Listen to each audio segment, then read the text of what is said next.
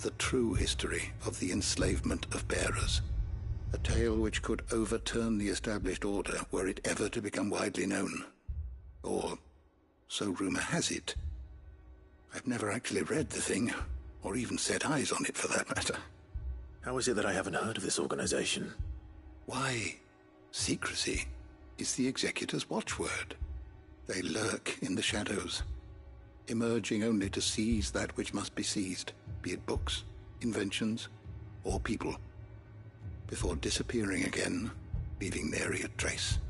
Which would explain why Vivian's copy was snatched from her grasp not long after she found it. By the hand of the Executors, yes. But what drives them? Self-interest or ideology? A fine question. Sadly, all that is known of the Executors can be recounted in a single breath. You may just as soon ask me of their origins, numbers, or the identities of their leaders. Any answer I give would be pure speculation. Then my hunt was doomed from the first. What was Vivian expecting? That I'd pluck it from thin air? Not from thin air, no. From ash. Rumors of the Executors are rife among the scholars of Storm, but rather less so across the strait. I have a friend. Well, I had a friend in the village of Garnick, a collector of rare tomes, upon which subject we would oft correspond. Alas, I have heard naught from him since the skies fell dark. And no doubt he too has turned. But though he did not mention it by name, it is possible that a surviving copy of From a Distance yet rests upon one of his many shelves, quietly awaiting discovery. If you were, by some chance, able to save even a single book from the poor man's library, I know his soul would rest easier. Very well. When I next find myself in Waloed, I'll be sure to pay Garnick a visit.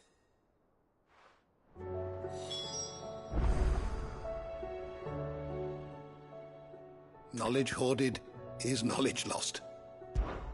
Having never visited, I cannot tell you exactly where in Garnick my friend's lodgings lie, but he did mention they were some distance from the road. I make no guarantee that you will find what you seek there, only that it is the best and perhaps the only place left to look. Fare thee well, my friend.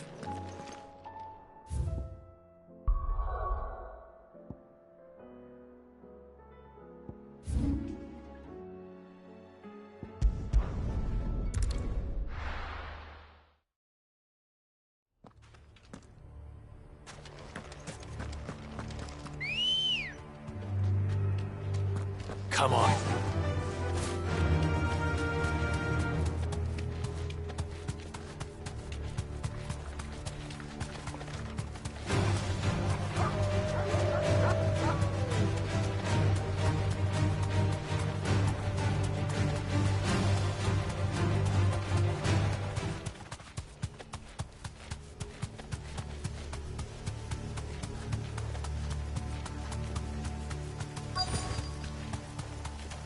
The entire village looks abandoned. Now, which house would a bookworm live in?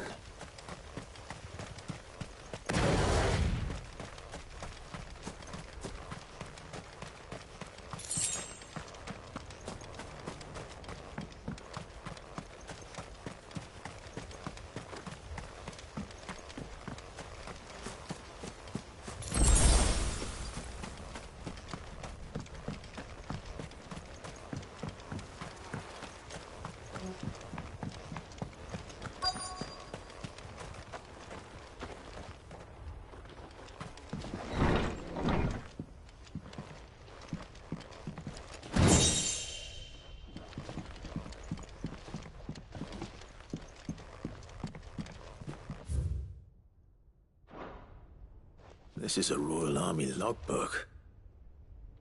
Did he take this from the local barracks?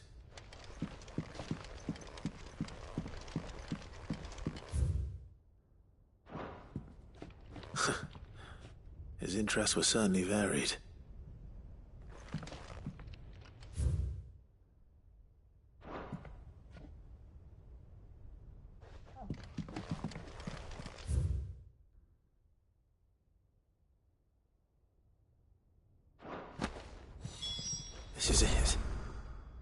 But if what it says is true, I need to get this back to the hideaway.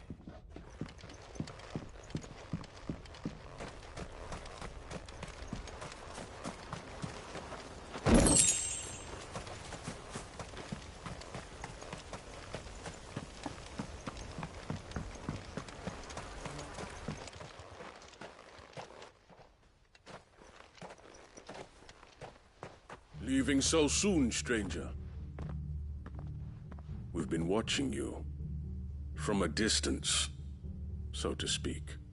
Subtle. I know who you are. Then we need not waste time on introductions. Hand me the book. Leave it in our care and return to your life. Your care? Do you mean to burn it, or bury it? That is not my decision to make. But by one means or another, its contents shall be removed from the common record. Then I'll have to politely refuse. I won't let you erase our history. Then we find ourselves at an impasse. Very well. The book can just as easily be pried from your dead hand.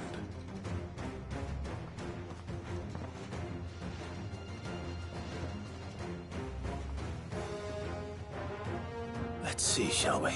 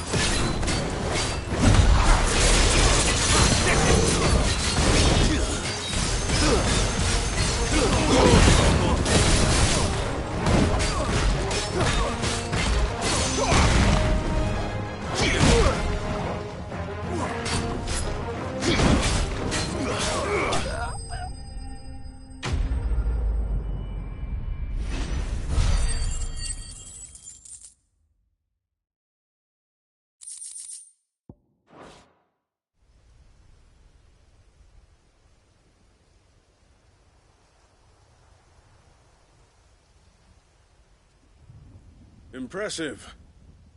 But we have other means. We shall claim the book yet. Why do you want it so badly anyway? It lays out in no uncertain terms the vanity and avarice of mankind. It tells the shameful history of the persecution and oppression of a gifted few by a giftless many. Would you say that this interpretation was correct? I don't know. You don't know. Your sword may be sharp, but your wits are dull. So let me answer for you. There is no correct interpretation of history. That a series of events took place may be proved beyond a doubt. But there can be no single, immutable explanation as to why they came to pass. It is a question of numbers and of belief. If enough people believe that a set of events occurred for a reason, that belief becomes the truth. So you're trying to control the truth? We are trying to protect people from themselves, from knowledge that would bring them naught but pain. That is all. You may keep the book, for now. The world is small. We shall meet again. Until then. Wait! Damn it. Let's get this back to Vivian. Perhaps she can explain what that was all about.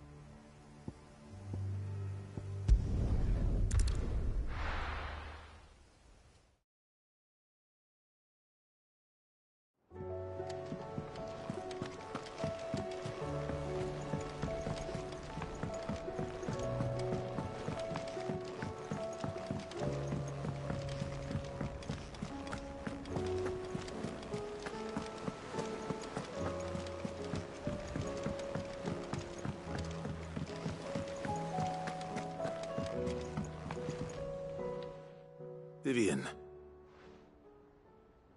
I found it. The book you lost.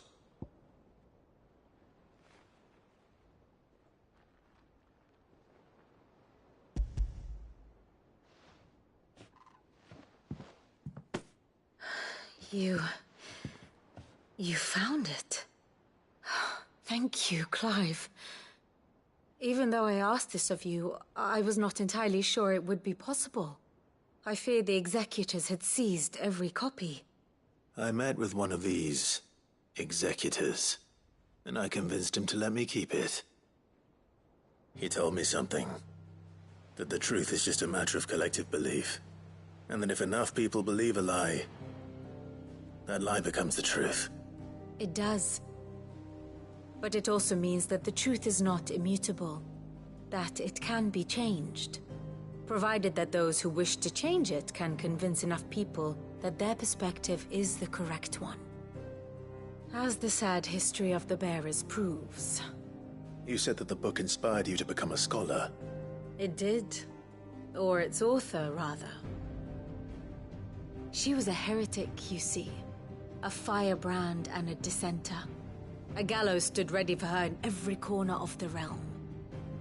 And by shunning society, or perhaps being shunned by it, she stumbled upon a truth so potent that an entire realm trembled at the prospect of its utterance. I, too, have always felt somehow set apart from the world of men. A stranger to my own species. She taught me that my solitude was not a curse, but a gift. And that, though my journey to the truth might be a lonely one, what I found at my destination would be more than worth the cost. Do you still feel that way?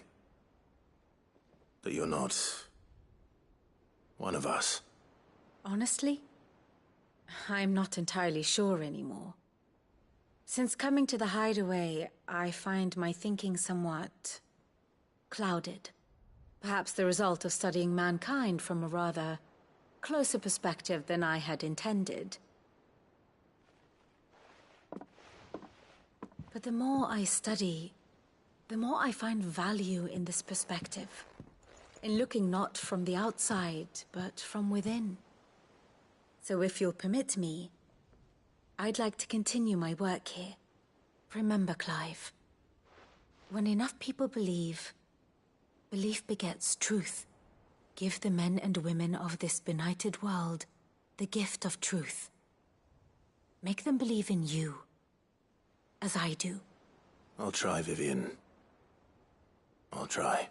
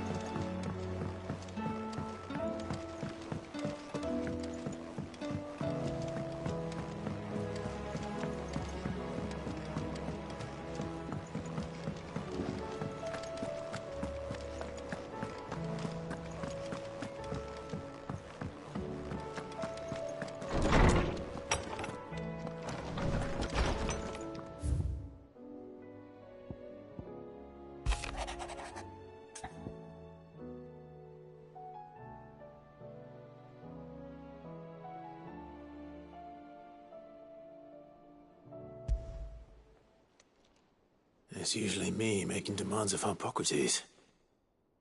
I wonder what this is about.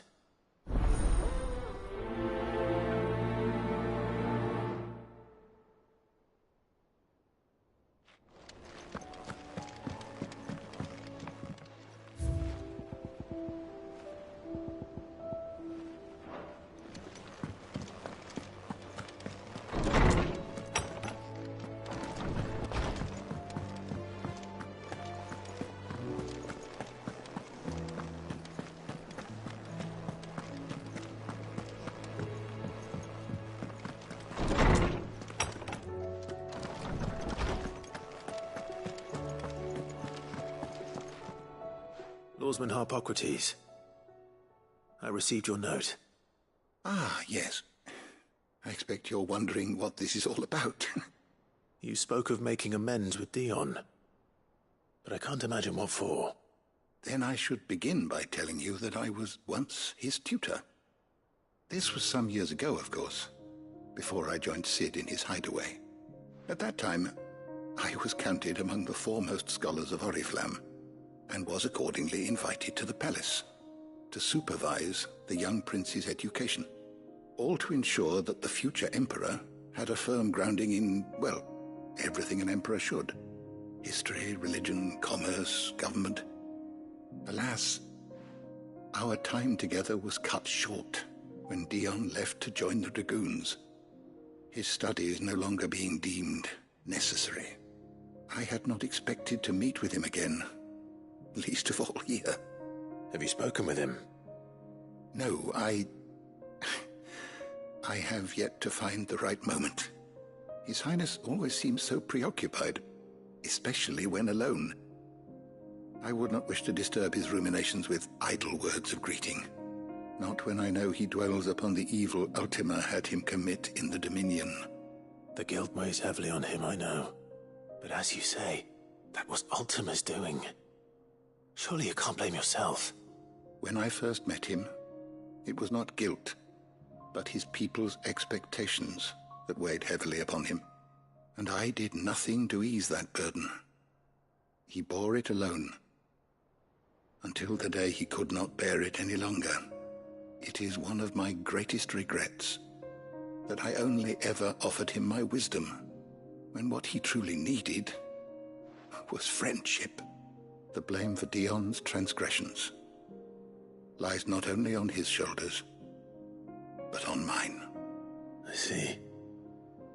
I'm ready to help you in any way that I can. Then I beg that you bring me a wild wyvern tail. Apothecaries across the ages agree that even to glimpse such a flower is to be granted inner solace. Fabulists and fraudsters all, of course. But there is oft a seed of truth to be found where even the most outlandish opinions align. Well, it can't hurt to try. Where can I find this flower? And how will I know it? You have seen cultivated wyvern tails before, I trust. The lily-white blossoms from whose roots the poisonous ink for the brand is distilled. Well, those which grow in the wild differ only in their purple hue. The harsher the environment in which they are raised, the deeper the color.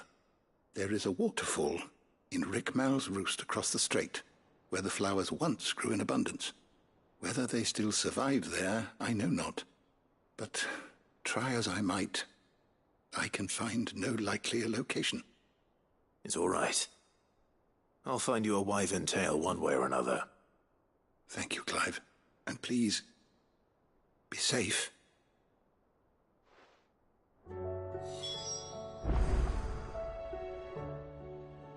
I was wondering when next you'd visit. Despite scouring the shelves, I have found only one reliable reference to a place where wild wyvern tails are known to have grown. But it is in Waloed, by a waterfall near Rickmal's roost, as I told you. I dare not ask that you undertake such a long and perilous journey on my account, of course, but were you to find yourself in the area? Fare thee well, my friend.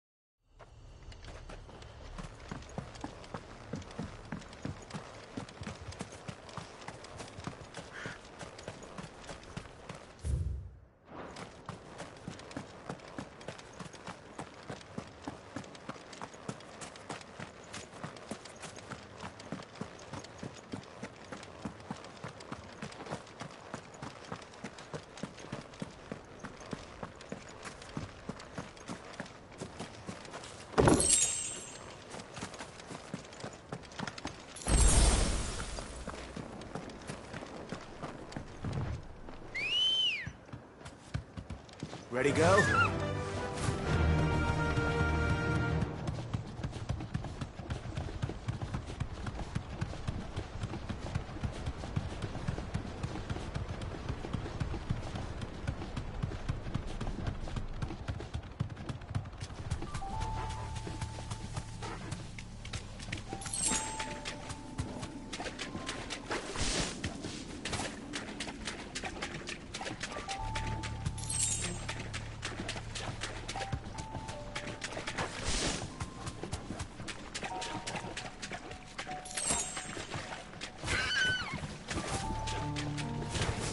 Seems this place has been flooded twice over. Purple flowers blooming next to a waterfall. Shouldn't be too hard to find. You deserve a rest.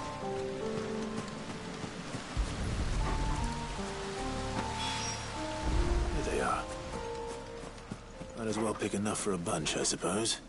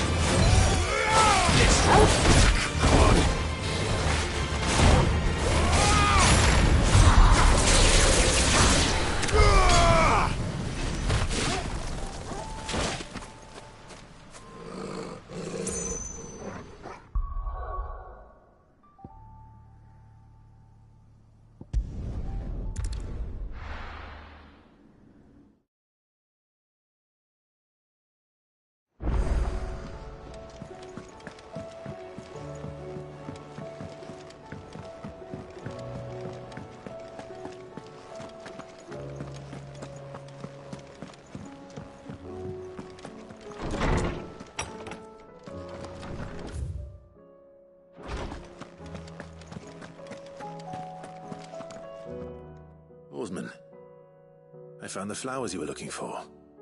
You did? I think I did.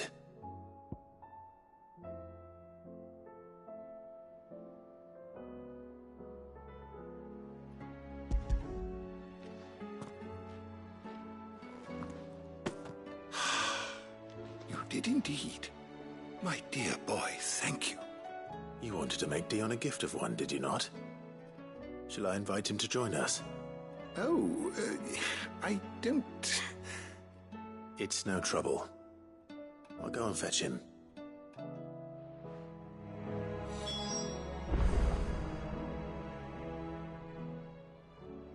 Knowledge hoarded is knowledge lost. Thank you again, Clive. I know how hard these flowers must have been to come by. Thank you for indulging an old man.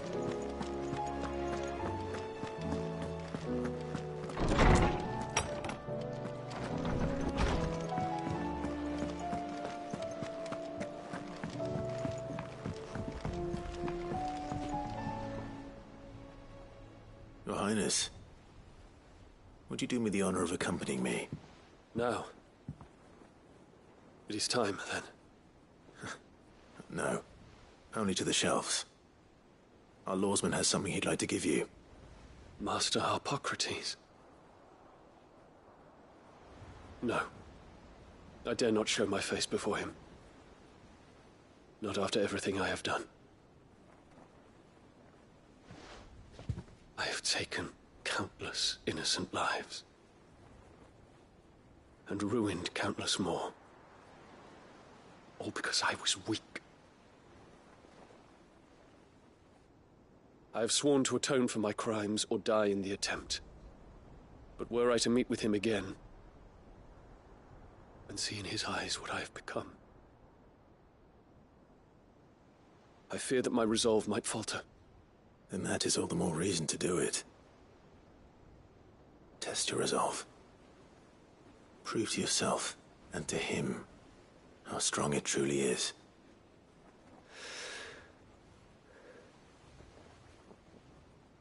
You are right. I must, at the very least, offer him my gratitude. Very well, then. Take me to him. Follow me.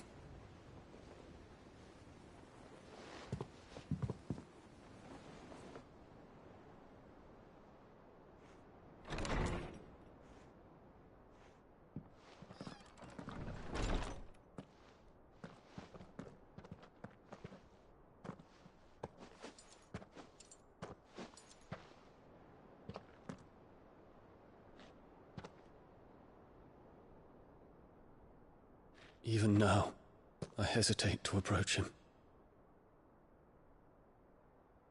What must he think of me? You'd be surprised.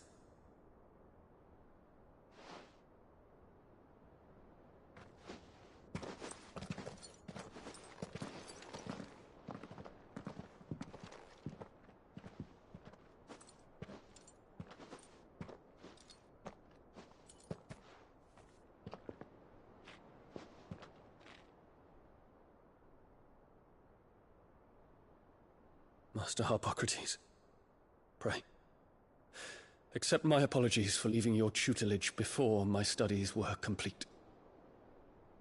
Your lessons opened my mind to a world quite unlike the one I had imagined from within the gilded confines of the palace.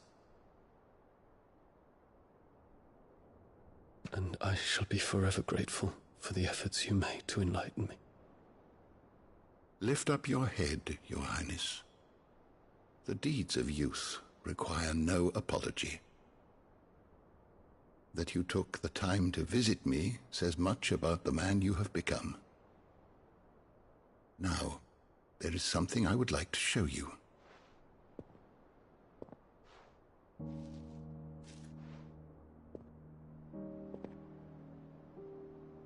Is that a wyvern tail? The color is unfamiliar to me. Because it is unique to those found in the wild. Something in the harsh environments in which they grow lends them this striking hue.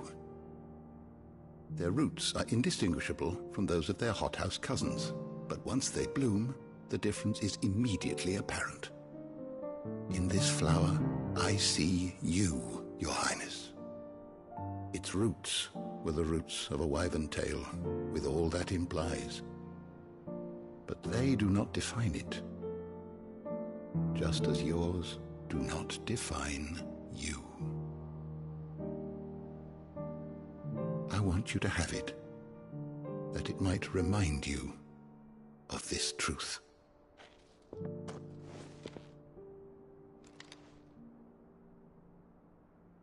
Master Harpocrates, I would ask of you a service. Keep your gift until I have fulfilled my duty to the realm, for only then shall I be deserving of it.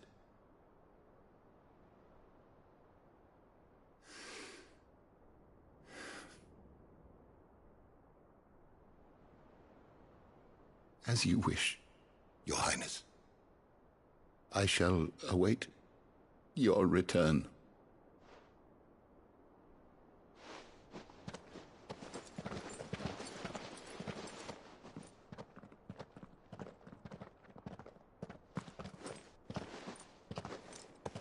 Our roots do not define us. No wonder my stepmother didn't like him. For reuniting me with memories I had thought long lost.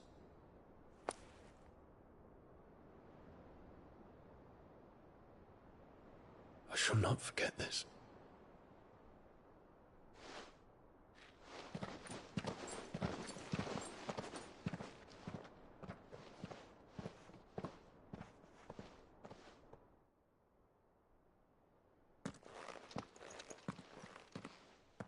Thank you, Clive. Were it not for you, I fear I might never have found the right moment to speak with him. Not to mention the wyvern tales. I shall plant their seeds, that I might not disappoint His Highness upon his return. I hope the soul in the hideaway is to their liking. Why, these flowers bloomed in the bleak, black wastes of Waloed. I'm sure Nigel's yard will suit them to a T.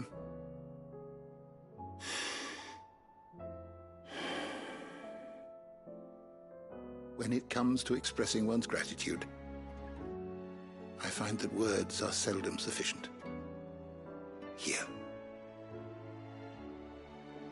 What's this? A stolas quill. Or more precisely, my stolas quill.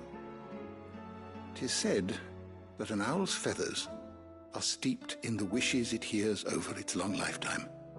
All those words just waiting to pour out onto the page. So consider this my wish for you. That one day you may put down your sword and pick up that pen. Well, when that day comes, I'll certainly have a lot to write about. Thank you, Harpocrates. It shall have pride of place in my chamber.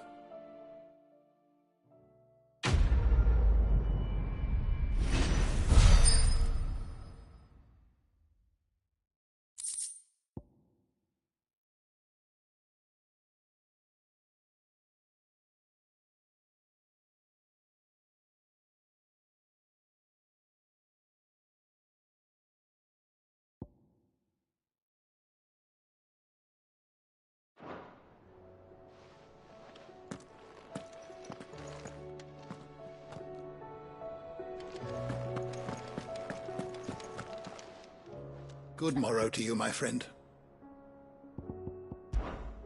Fare thee well, my friend.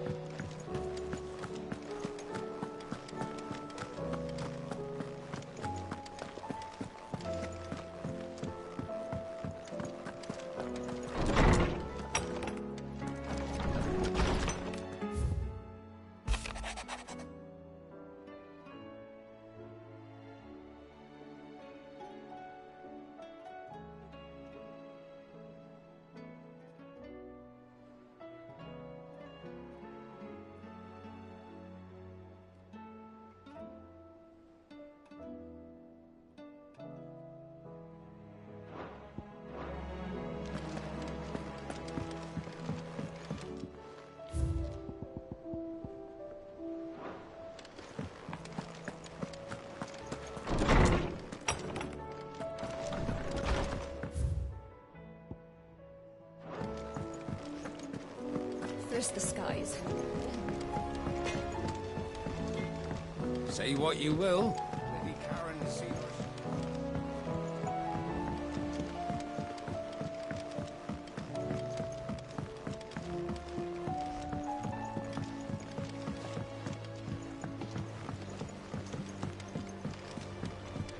Whatever should I write next? A love story, perhaps? But with a happy ending, of course. When you return, would you mind teaching the children another lesson? They did so enjoy your last. What do you think happened to Miss Middledore? I heard she was kicked out of the university.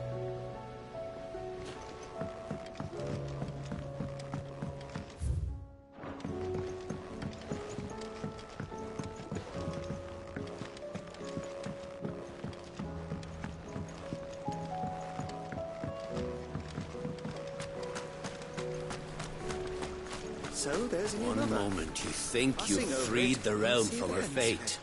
The next, a darker one rears up to replace it. What awaits us when we finally attain release?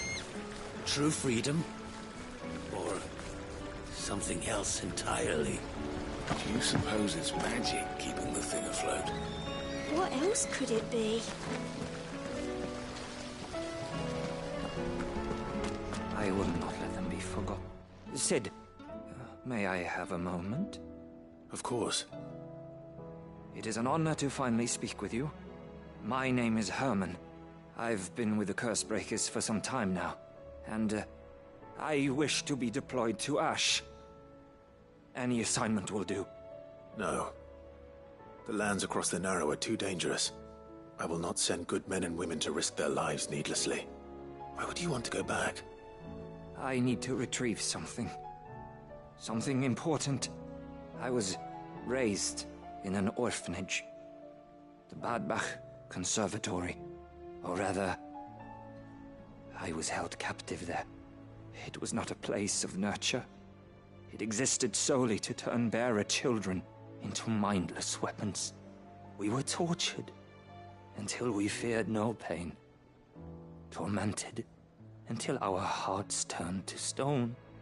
And few ever survived long enough to become tools of the last king. I can't imagine. I lost so many. I can't even remember all their names. But they must be remembered. They cannot fade away, faceless and forgotten. The Institute was run with military precision. Every child measured, every name recorded, every death logged with meticulous care. Sid, allow me to travel to Ash and recover the registry so that my brothers and sisters might live on. You were a good friend, Herman. But the fact remains that Ash is simply too dangerous. Sid, please. Even should it cost me my life. Too dangerous for you, Herman. But not for me. I'll go to Badbach and find the registry. You will? I won't let you risk your life. I don't know how to thank you. You can start by telling me where I'll find this orphanage. Vida Grace. Hidden in a forest, overlooking the plains. All right. I'll see what I can find there. May the mothers guide you.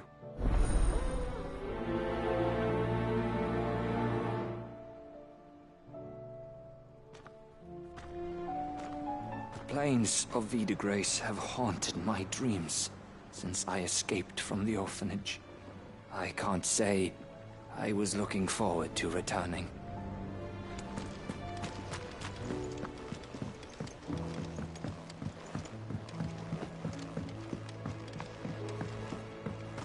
Has Midadol mentioned a new project yet?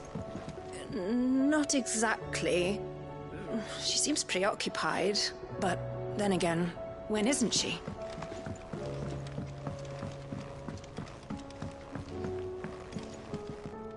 All right, Clive. Draw, Clive.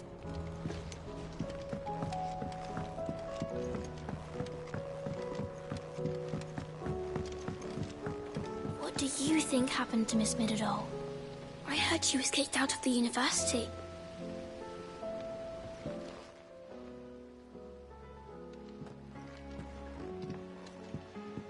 Sid, you have to help us. With what? You didn't take apart another of Mid's contraptions, did you? No. Well, yes.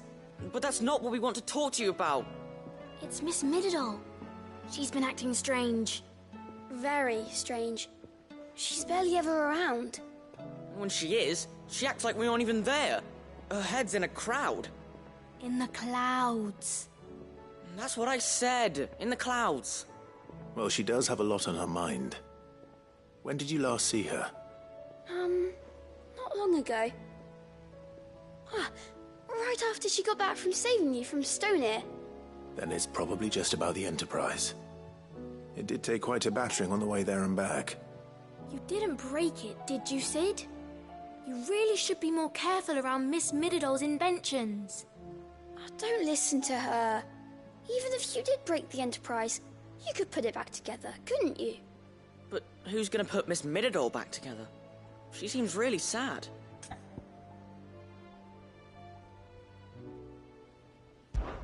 Why don't I go and see if I can cheer her up? You do that? For us? She's in her dungeon. Don't scare him. It's not a real dungeon. Thanks for the warning.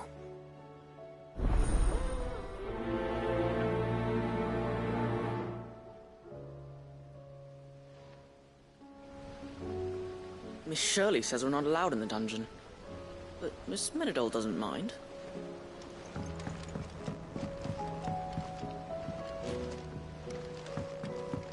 Has Midadol mentioned a new project yet?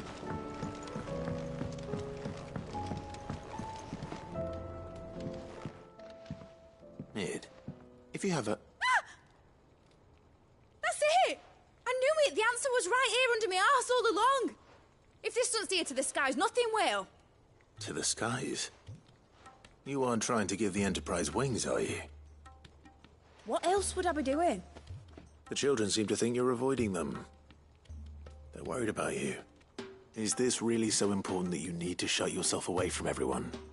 The Enterprise is already the fastest ship in the realm, and that's with the sea beneath her. But what if she weren't bound to the waves? What if she weren't bound to anything at all? It's not fair. The gods get the skies all to themselves, so I'm gonna do something about it. The Fallen had their chance, but they relied too much on magic. And see where that got them? But not me. I've discovered how to do it without. Well, almost. First, I need to make a prototype. And is that a one-woman job? Are you volunteering? I'll have you know the Enterprise is my baby. But if her godfather's offering to lend a hand, I'd be happy to take it. First, I'll need oil, and not just some old drippings from Miss Molly's spits in the Tub and Crown. Refined stuff, like they make in Ordil. Then I'll need some bone, or shell. Light, strong, preferably no longer attached to the beast it belongs to. If it's beast bones you're after, I'm sure the curse breakers will know where you might find some. No, they'll know where you might find some. You're the one who offered to help, remember? I should speak with one of the curse breakers before I set off for Old Hill. See if I can't find this bone while I'm there as well. They make an oil down at the docks in Aldale that's as slippery as the sea nasties they render it from. With that and the bone I told you about, I shall be able to finish the prototype.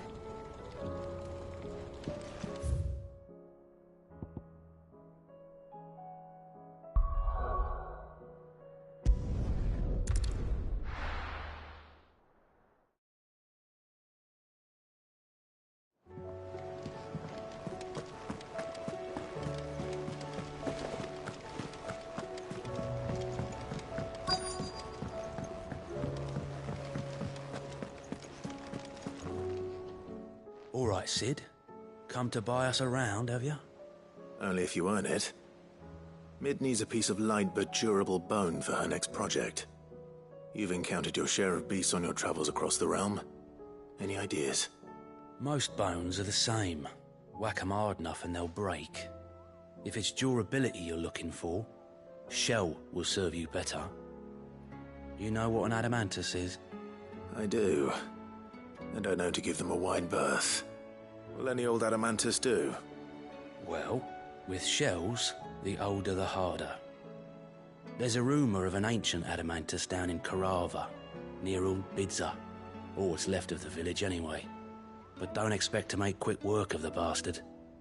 There's a reason it's lived as long as it has. I'll keep that in mind. Thank you.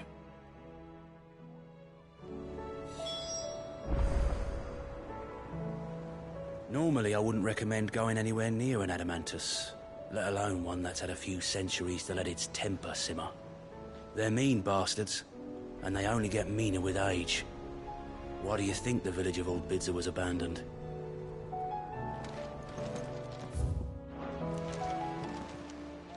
Welcome to the Patron's Whisper.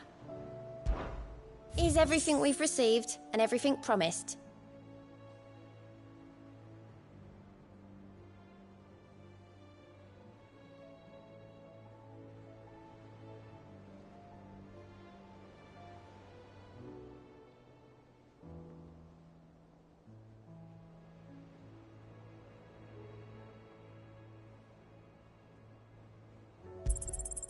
You earned this. Sorry, but you're not quite there yet.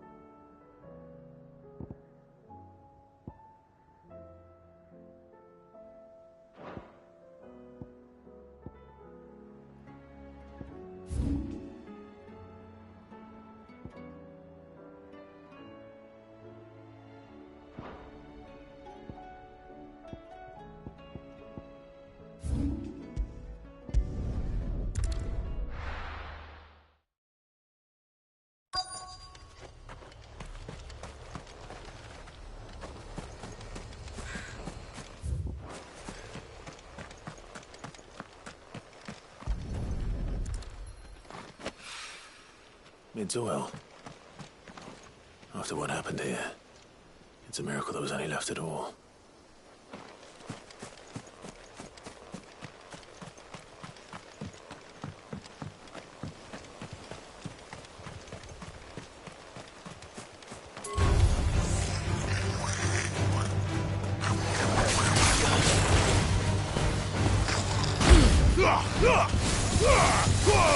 This one.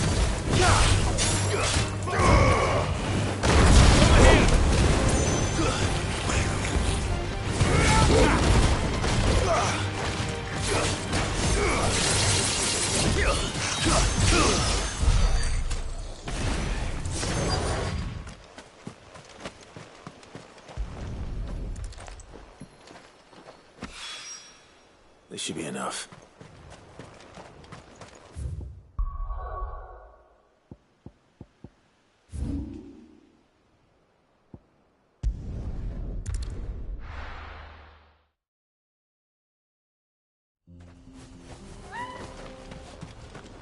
Welcome to Dravoj, Sid.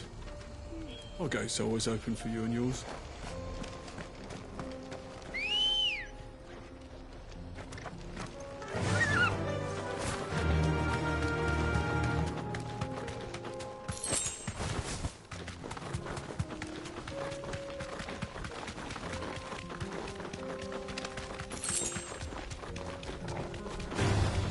No holding back.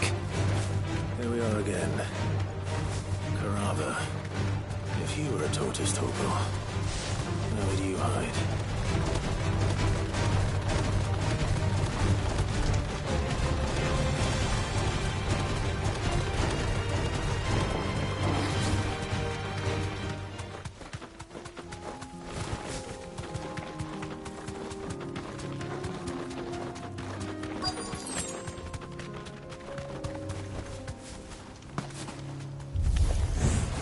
Looks like we found him.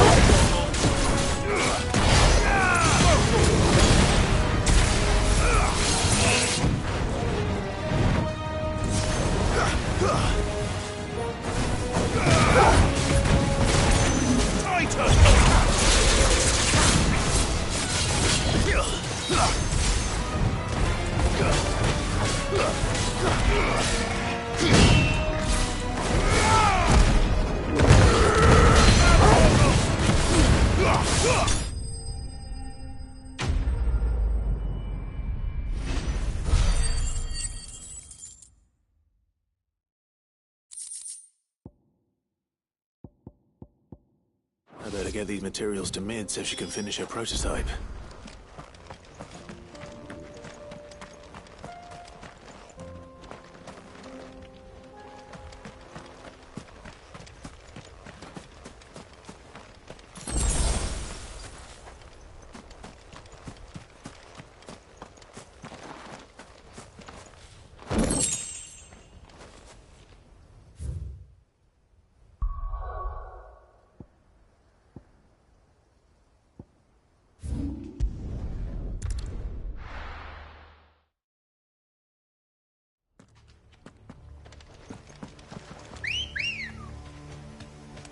Ready, go?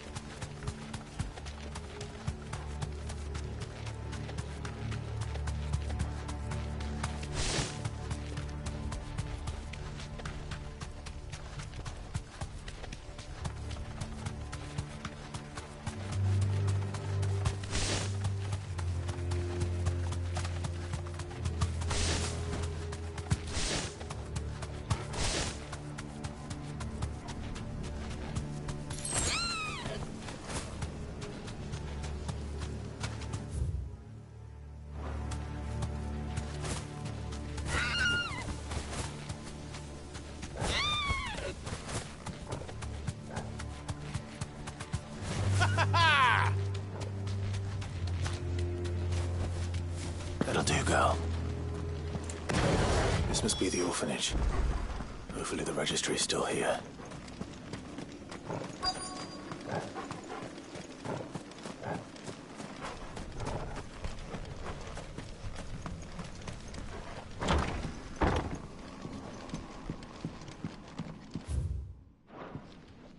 Conditioning. This is nothing short of torture. Disposed of. Herman wasn't exaggerating. It's a wonder he survived this place. I need to find that registry.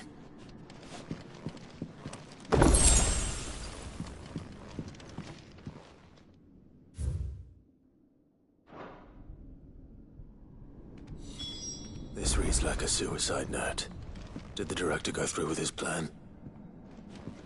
There's only one way to find out.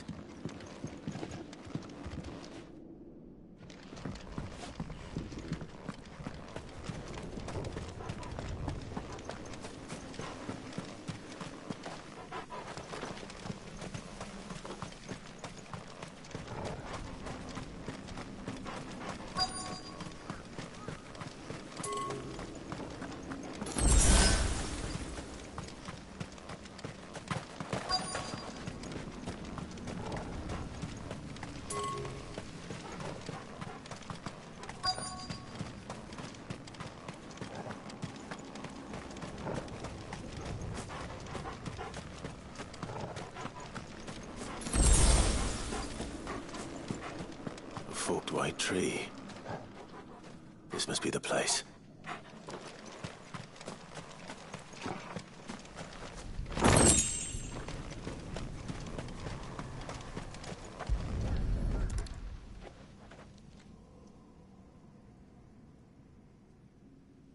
Could he really be buried here? There's something hidden among the roots. Let's see.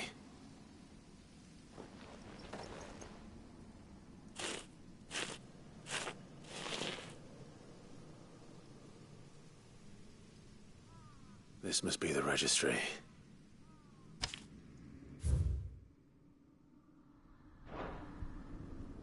So many names.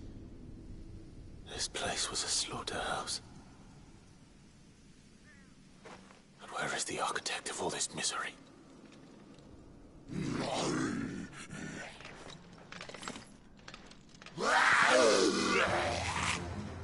It was only a matter of time, I suppose.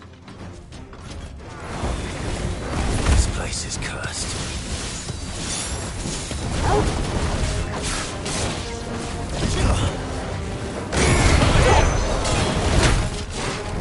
Let's try.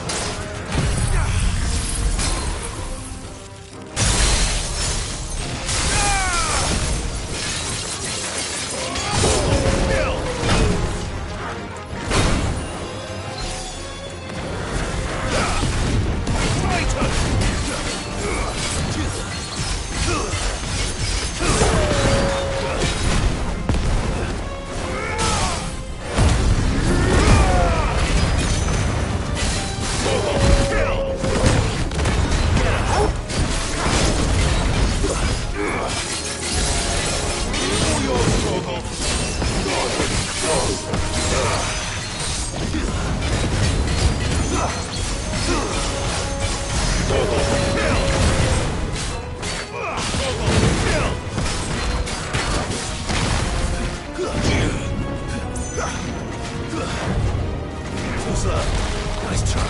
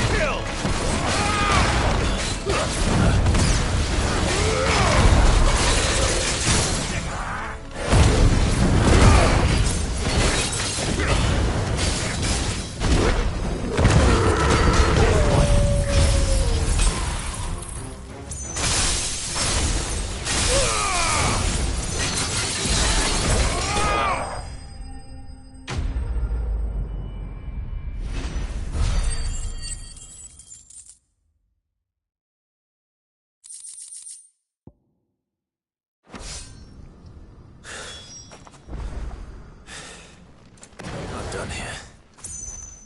Let's get the registry back to Herman.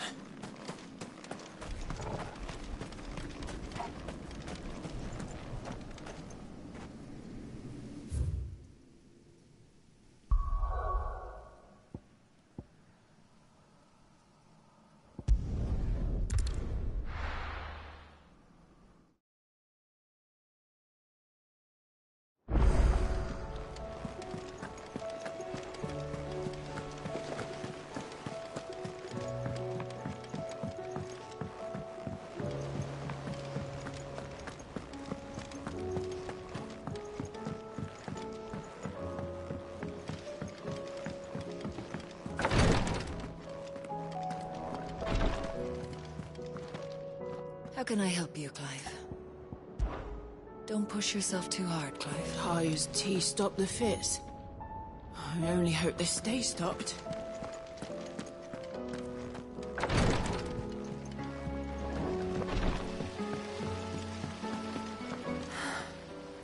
All this time, my heart has wandered hither and thither in search of the perfect companion. When all along he was here, standing right beside me.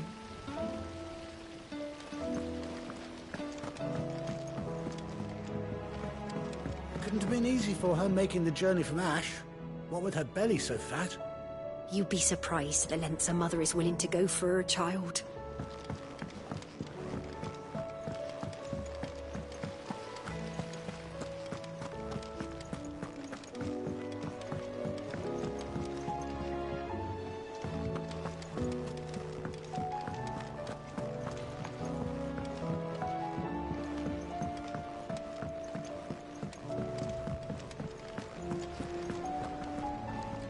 I hear that you traveled to Ash, Cid.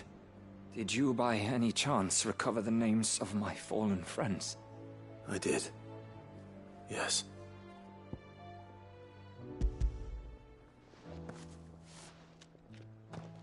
If I may? The bearer registry.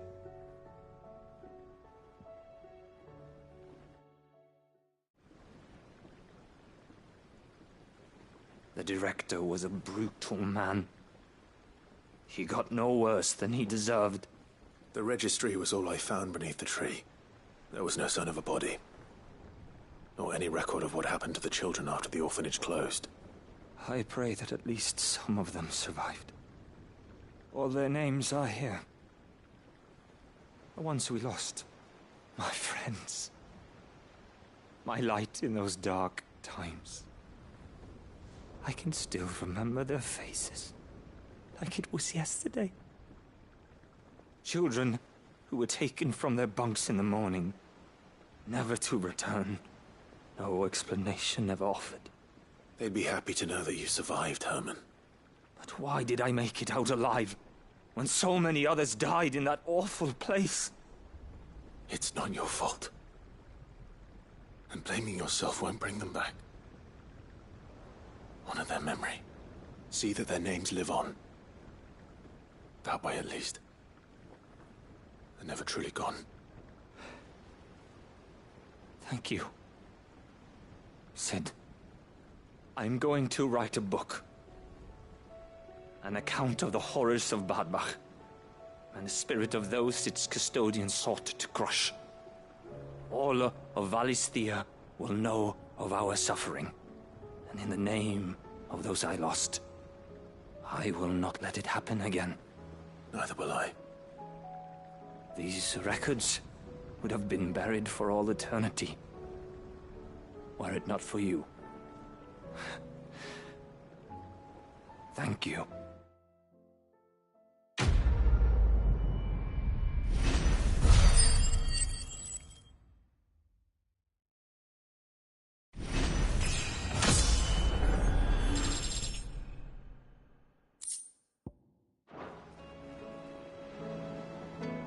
The realm will hear of Badbach. And I pray that the tale of my fallen friends will spare future generations the horror we endured. Thank you for helping keep their memory alive.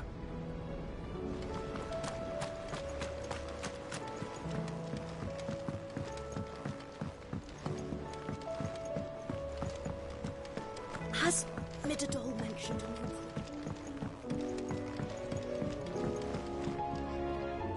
Mid, tell me this is all you need.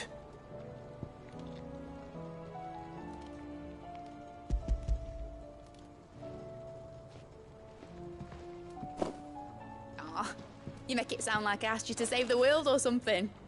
Tell me this is all you need. It's most of what I need. After you left, I went over the figures again, and I realised I'd forgotten a 1 and a 0. And a cogwheel. Just a tiny one. Though, that's the problem. Gears that small are a bastard to make, and I may have lost the one Blackthorn spent a fortnight toiling over. Wait. The children. When they took apart your scales, there was a tiny brass gear. Now that I think about it, they didn't use it when we put the scales back together. The young'uns? But why would they... You know what? I don't want to know. I'll keep working on the model. You go and find that cog.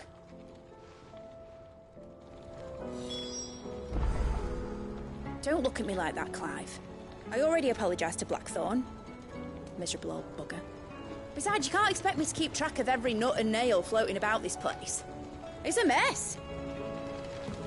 That crystal certainly don't bode well. But just think of all the secrets it must hold. Here, if you're planning on going up there, you could bring a bit back for me, could you?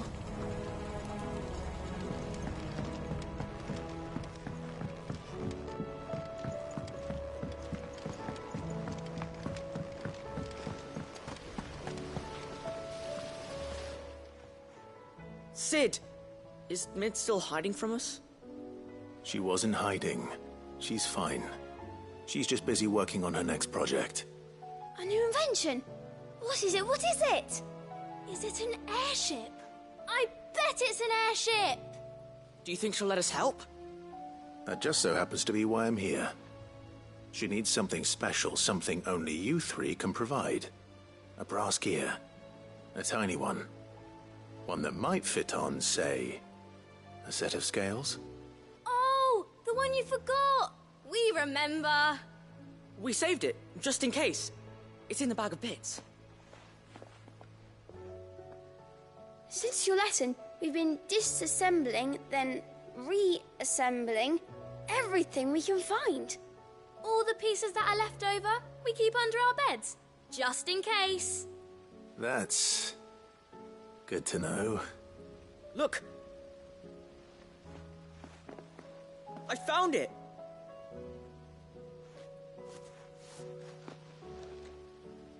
Is that all? Just the gear? We have more parts if Mid needs them. That's all for now. But I'll let Mid know about your hoard. Just in case. Thanks, Sid.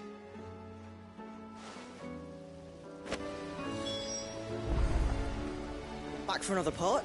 We've got screws and bolts and nails and knobbles and noodles and, Has Midadol mentioned a new project yet?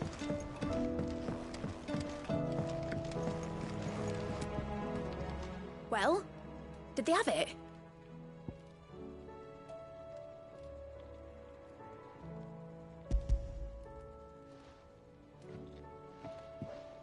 They did. And they kept it somewhere nice and safe. Will it work? Will it work? He's perfect! You're a genius, Clive. What exactly are you going to use it for? Only the most important job of all. The wings aren't going to move on their own. But with the right cog in the right place... well, you just wait and see.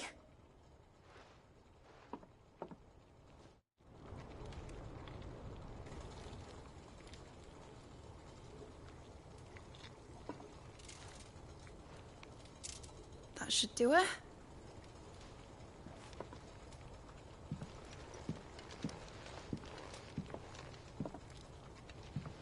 Here goes nothing.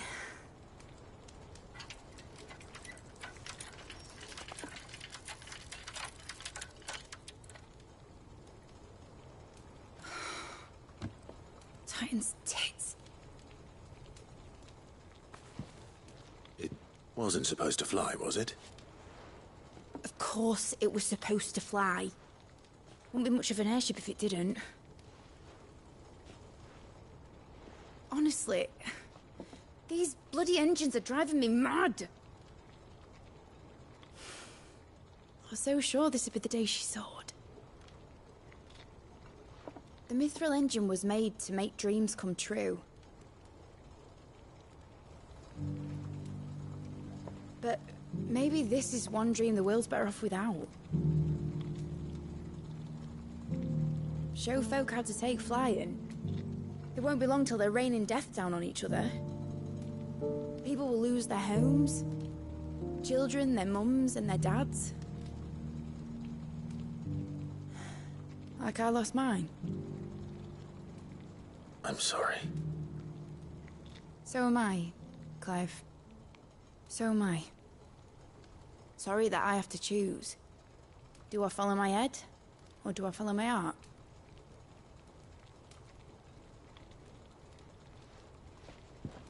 Good question. The first time I stood on the deck of your ship, felt the wind in my hair. It was like I was flying. But imagine how it would feel to actually do it. My dad always said there were two ways of living life. Chasing a dream or shuffling to your grave. And he were right. Right about a lot of things. Not that I like to admit it. People need dreams to chase. Especially in a world like this.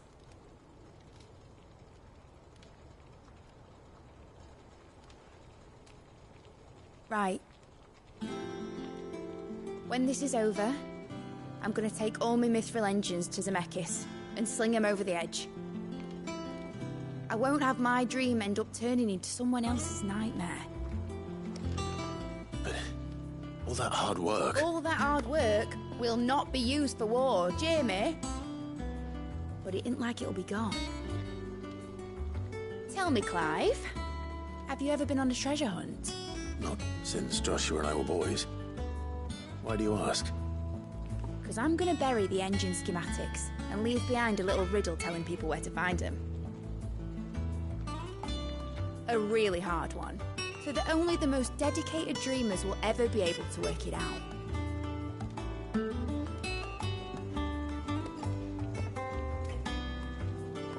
Ooh, I can picture it now. Some daft general squinting at the words with a gormless expression on his mug. Like that one, yeah. Right.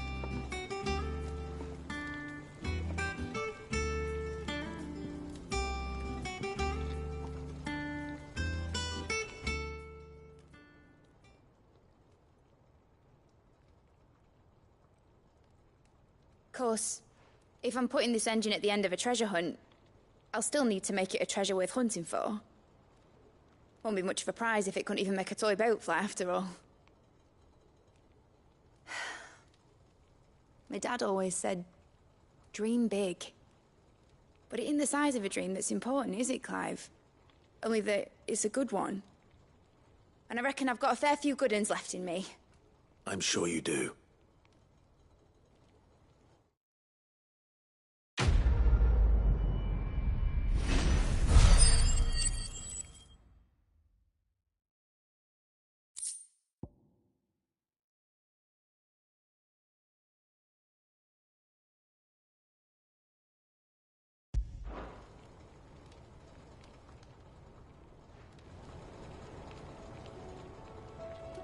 What shall I do with your model?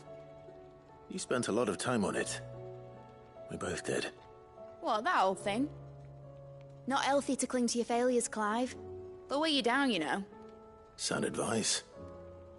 Still, I suppose my prototypes will probably be worth a fair bit when I'm as famous as Bart's the Builder. Seeing as you're always strapped for coin, suppose I can give it to you. Just make sure you get a good price when you do come to part with it. I'd say that was up to you as much as me.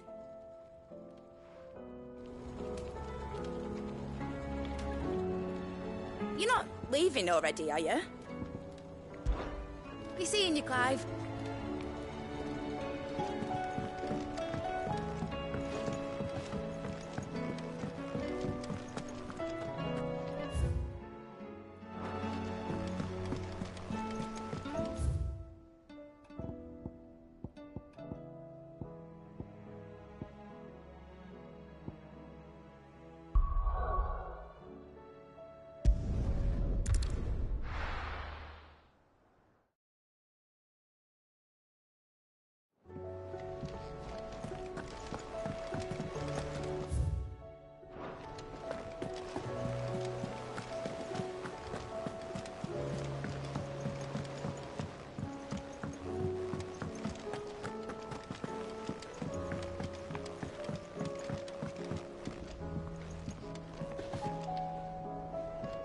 Sid, I was wondering if you could help me.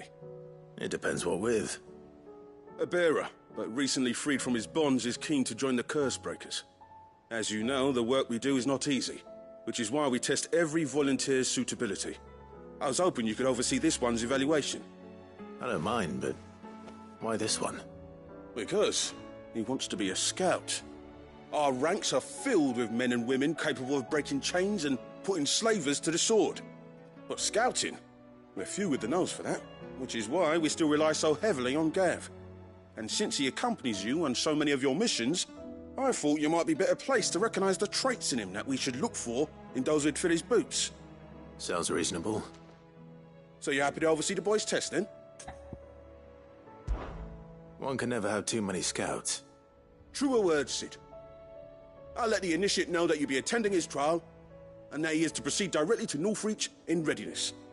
No time like the present, eh? No time like the present. I'll await you there.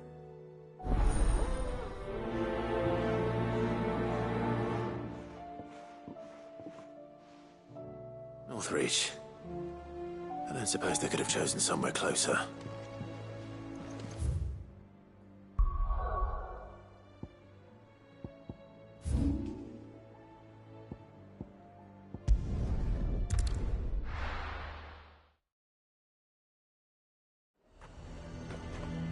Nazaire might at least have mentioned where in Northreach he'd be testing this recruit.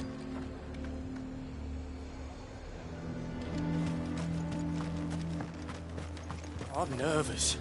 Is it alright to be nervous? I don't care either way, so long as you do as I tell you. Well met, Sid. This is the initiate. Ember, present yourself. At your service, Master. Please, just Sid. There are no masters here. Your life is your own. Oh, of course. Thank you, Sid. The sergeant says you'll be evaluating me at my trial. To become a scout, yes. You are aware of the dangers inherent in that role. I am. But I swore I'd face them. Just like the man who saved my life. And who would that be? Gav. It was him who found me and freed me. No magic, No support, just one man and his nose. Came and sniffed me out. It taught me what one man can do if he puts his mind to it. And I've been training ever since, so that one day I can be someone's saviour, just like Gav was mine. I'm sure he'd be flattered. You clearly have good intentions, Ember. And it sounds like you're under no illusions. Stick to this path and you'll make a fine curse breaker. So, what? Have I passed? You haven't even started yet. Now listen.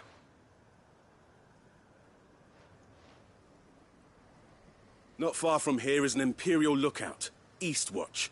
The guards there record all their sightings in a logbook. You are to find it and bring it here.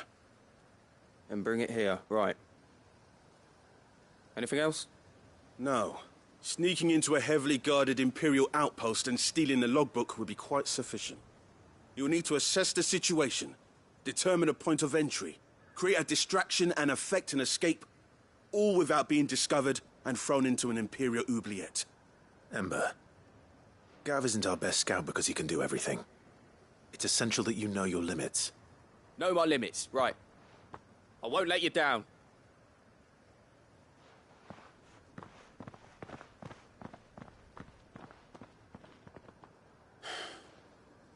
It shouldn't be as dangerous as I made out. But keep a weather eye on him all the same, would you? On my way. All right, Ember. Impress me. Even now, the capital has moved. The Empire keeps the watchtowers overlooking royal meadows and the Sea of Grace manned. But only by a skeleton crew. It's a trial, not a death sentence.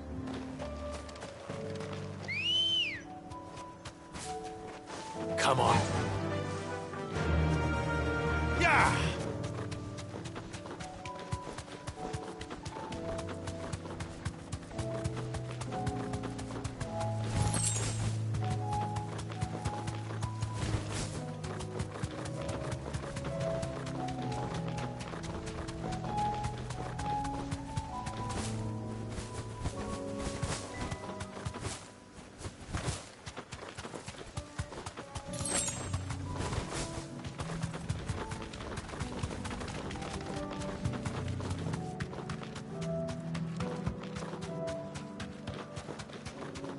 These are clean kills.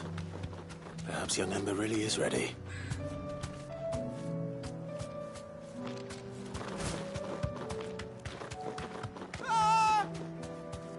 Or maybe not.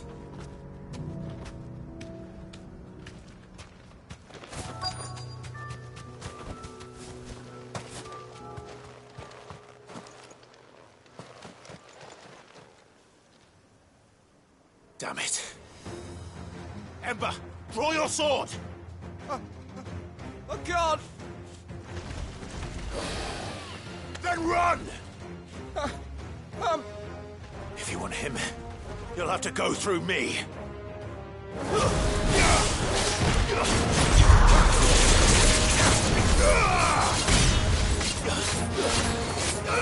Let's try. And another!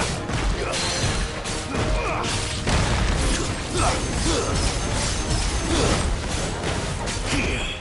There's more!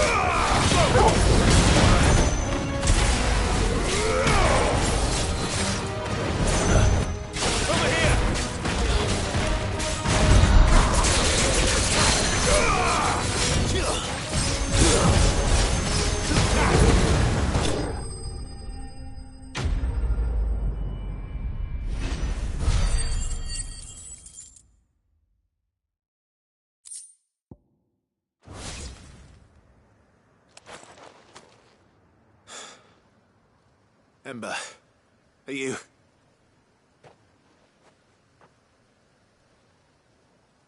Gone. Of course.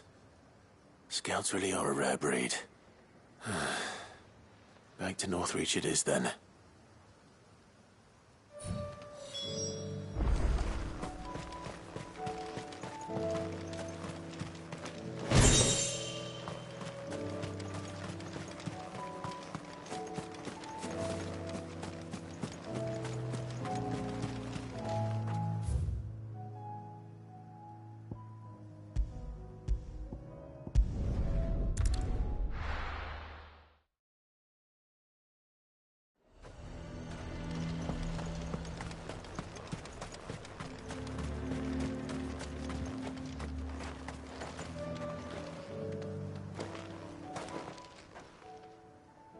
I didn't expect you back so soon. Where is Ember? How did he fare? I thought I'd find him with you. He must have fled. I followed him to Eastwatch, where I found him being set upon by a wild Avis. He was just standing there. Didn't even draw his sword. I had to step in and take care of things. But by the time I had, he was nowhere to be seen. I assumed he'd set off in your direction, but apparently not. I'm sorry, Sid. I knew the boy had a nervous streak, but he seemed like... The right man for the job? I believe this is the logbook you tasked me with retrieving. Eh? How did you... Don't you tell me you breached the tower while Sid was busy saving your skin. What? Wasn't that what you asked me to do? To bring the thing back without getting caught? He has you then, his heir. And he did it all on his own. But Sid, he did what he thought was best. And now I have to decide whether I agree. Of course. We'll await your evaluation back at the hideaway. Don't you leave my sight. Yes, Sergeant.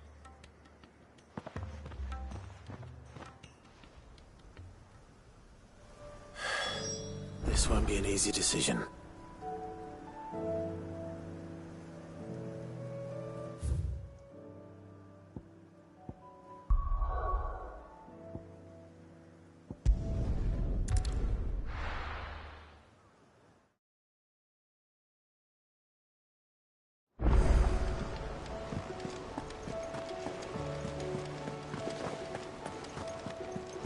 You should have seen him. The thing didn't stand a chance. Yeah, neither did you, I hear. Welcome back, Sid. Welcome back, Sid. Yes. Welcome back. Trip wasn't too much of a pain in the arse, I hope. Truth be told, it was me who suggested roping you in to help with the trial. But from what I hear, things didn't go quite as planned. No, they most certainly did not.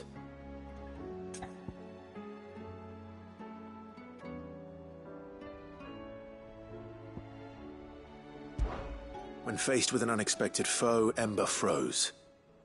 He did not run. He did not fight. Had I not been there, he would be dead. It would be too great a risk to send him out on a mission alone. Thank you, Sid, for your honest appraisal. Ember, you braved the tower and emerged unscathed. Yes, but only because Sid saved your skin. To me, that's no better than being caught red-handed. You failed the test. Wait, Sergeant. Ember still has much to learn, it's true. And this time he was found wanting. But I'd say he's due a second chance, nonetheless. After all, he did do as you asked. With a bit of hard work, any hand can be made to hold a blade, and any mind can conquer its fears. But a scout's nose is different. You've either got one, or you ain't. And by sniffing out that log, young Ember here has shown he has a conk and a half. Wouldn't do to waste it now, would it? Fine. One more chance. I'll do whatever you ask. I'll spend my days and nights in the pit if I have to. I'll show you. Just you wait. Daft as a brush, that one. But his heart's in the right place. Just like someone else we know. And if you ask me, we've been leaning on him for far too long. That time the curse breakers took some of the weight off his shoulders, I reckon. It couldn't hurt. Just don't tell Gav I said so, will you? I won't have him thinking he's been hard done by. Next thing you know, he'll be asking for a day off. Chance would be a fine thing. Back to work. Forgive me, Sid. This did not play out as I expected. Things really do these days. But that's why we need men like Ember more than ever. Men who can make the best out of a bad situation. Remember that. I will, Sid. Thank you.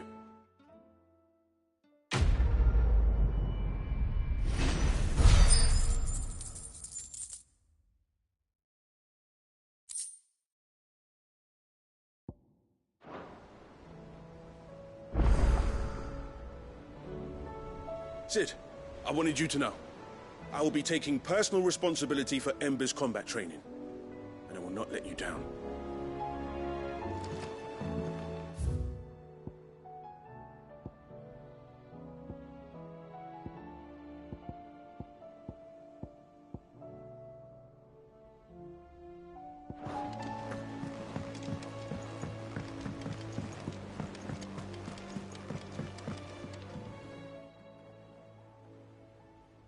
Ifrit? Your resolve didn't falter. No.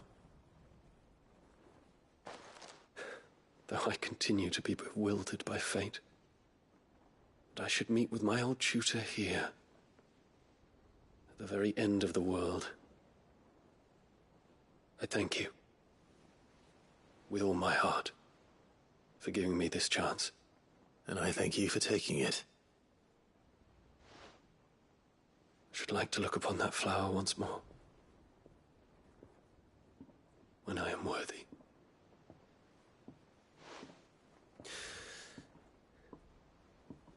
I stand ready to leave for Origin at your word. May Grieger go with us. And see us safely home.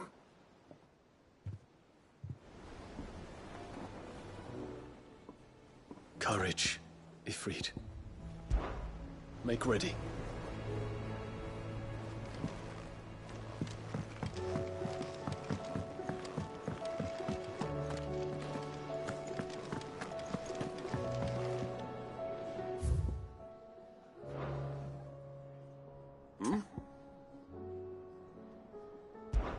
Clive, my boy! Rutherford informs me that we owe you our thanks. Hadn't intended for you to get involved, but such are the times we live in, huh? I would have done the same for anyone else. You're far too modest, Clive. You'd make a terrible nobleman. But tell me, is the realm truly in as dire a state as Rutherford suggests?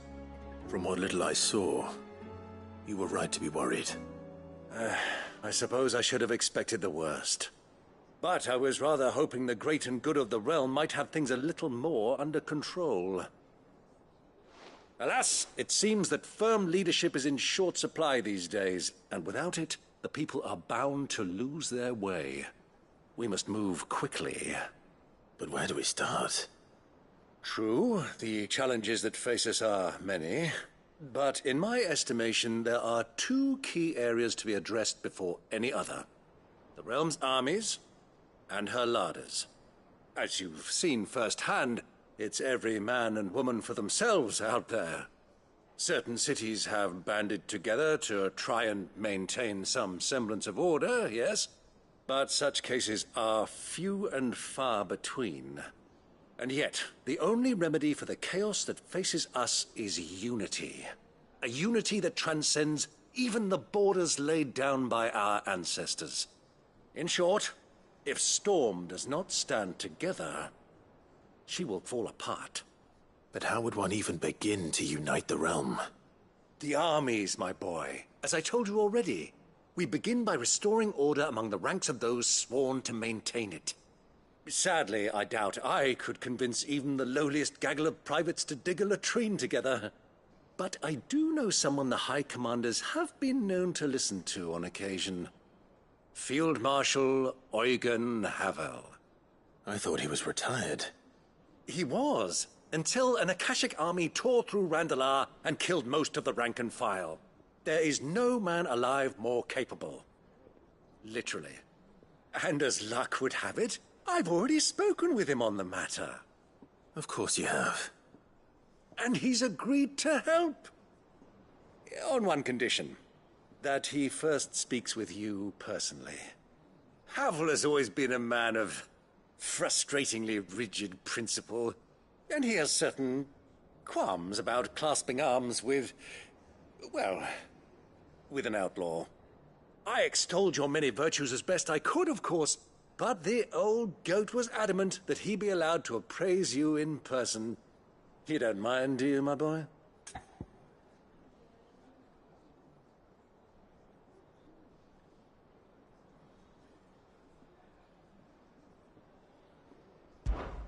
Of course not. As long as chaos reigns, we will never build a better world. I'll do whatever it takes. And if the Field Marshal wishes to speak with me in person, then so be it. That's the spirit. I'll leave for Randalar at once. Would you send a Stolas?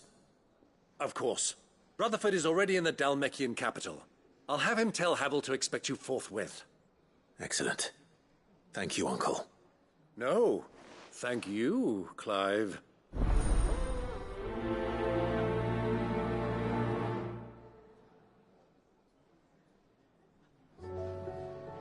Don't worry, my boy.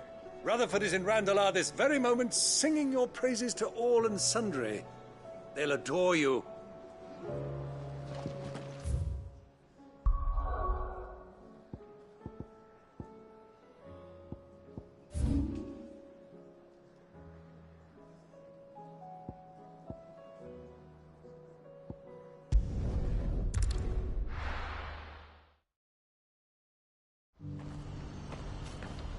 Do you see that too?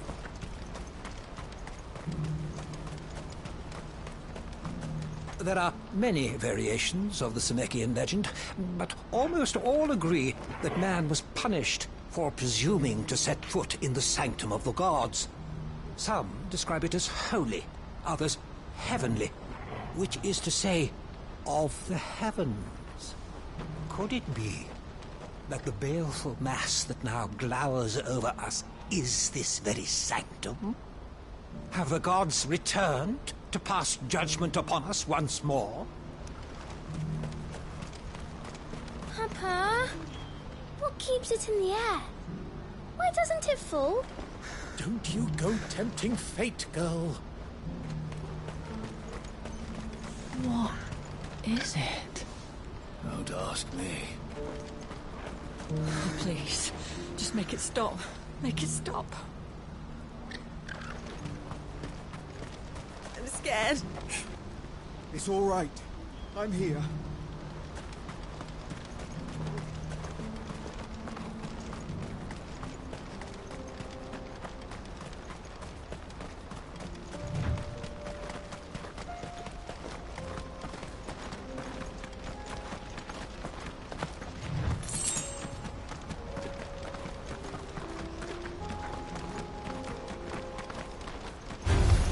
Time to fight.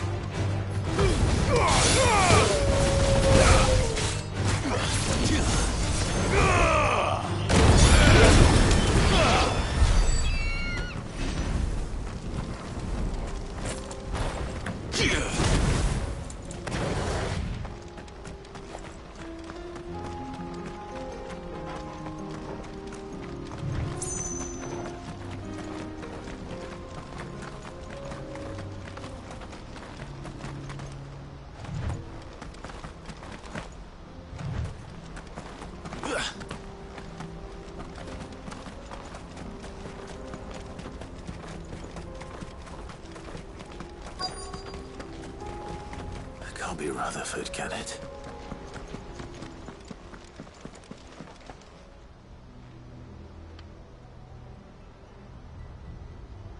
Turncoats and cowards, the lot of you! If it's a fight you want, it's a fight you shall have! Allow me. I don't need your... Please, Field Marshal, oblige him. This won't take long. You're right. It won't. Men, finish him.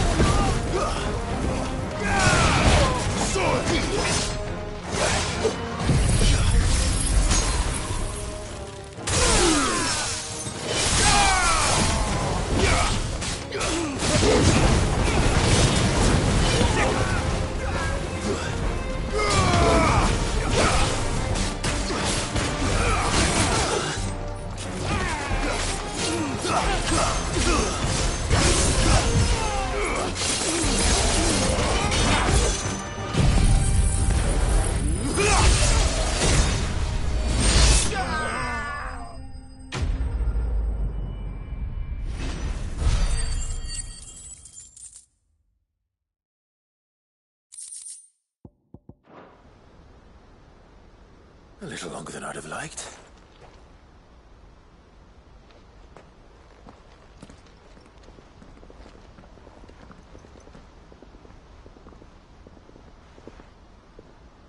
Field Marshal Havel, I presume. Are either of you injured? No, my lord. You arrived just as our escort turned on us. Fucking traitors. I'd heard reports of soldiers in the outlying regions abandoning the oaths they swore. But I hadn't thought the corruption had reached so close to the heart of the Republic. It's a fucking disgrace. Your interfering old bastard of an uncle tried to warn me, of course. My lord Marquis. Or is Sid the Outlaw more to your liking? Call me what you want. It doesn't change who I am. Or the urgency of the message I bring. My uncle has a plan to right the realm, and he needs your help to see it through. Before I agree to anything, I'd have you answer one question. What do you stand to gain from all this? I won't deny that I might benefit from further chaos. But I seek a new beginning for all of us. And while the choices I've made may not always have been the right ones, I know I made them for the right reasons. For so long, so many of us have been told how we could live, how we could die, when it should have been our decision all along. Now we have a chance to put things right. But in order to take it, we must stand together. Even if it be beside those with whom we don't see eye to eye.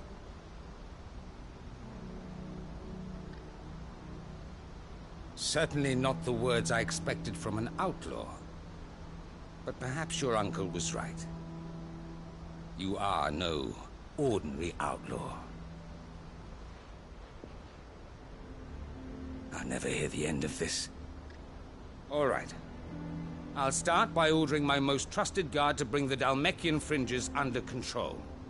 Next, I'll make contact with my counterparts in the Imperial Army and see if I can't convince them to try and restore order in their own territory. Thank you, Field Marshal. But they are not the only ones we will need to convince. What do you mean? I don't doubt that I can bully some sense into a few generals. But those they answer to require a different kind of persuasion. And when it comes to honeyed words, well, we will need an envoy. One who can court even the most stubborn of statesmen. You, perhaps. I'm flattered. But I'm no diplomat either. And I have other problems to attend to. What we need is a skilled arbitrator. And I may know just the person. Is that so? And would he happen to be an outlaw too? Of a different kind, perhaps. Beggars can't be choosers. I suppose we'll all have to find a little of the outlaw in ourselves if we're to make it through this. Very well. Send your man to me right away. I shall.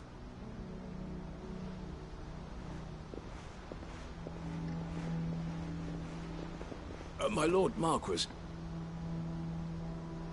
Your Lord Uncle bade me escort the Field Marshal to his manor in Port Isolde. And I will see that my associate joins you there. Very good, my lord.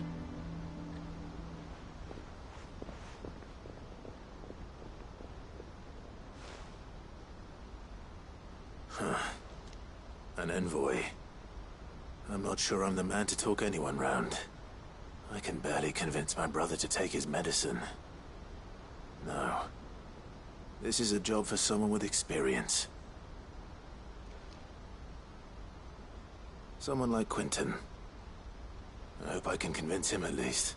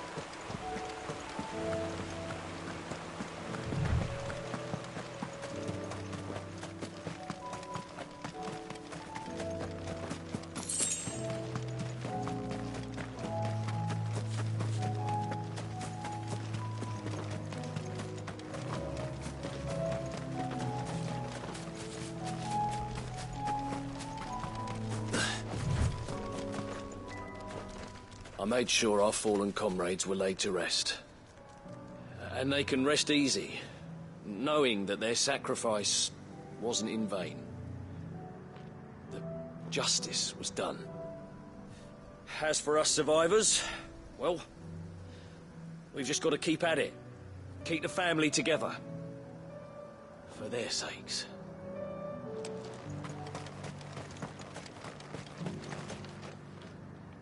I'd have followed Quentin to that manor if I could have done, and I'll keep following him now. Wherever that surly bastard cares to lead us. Quentin's gonna build us new Lost Wing, and I'm gonna help.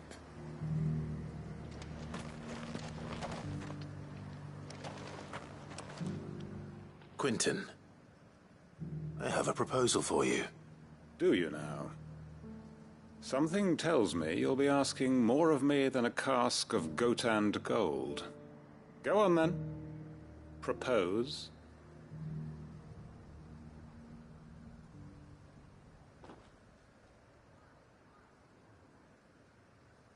You'd have me convince the chiefs and chamberlains of the realm that they should simply swallow their pride and do the one thing that has proved impossible for thousands of years.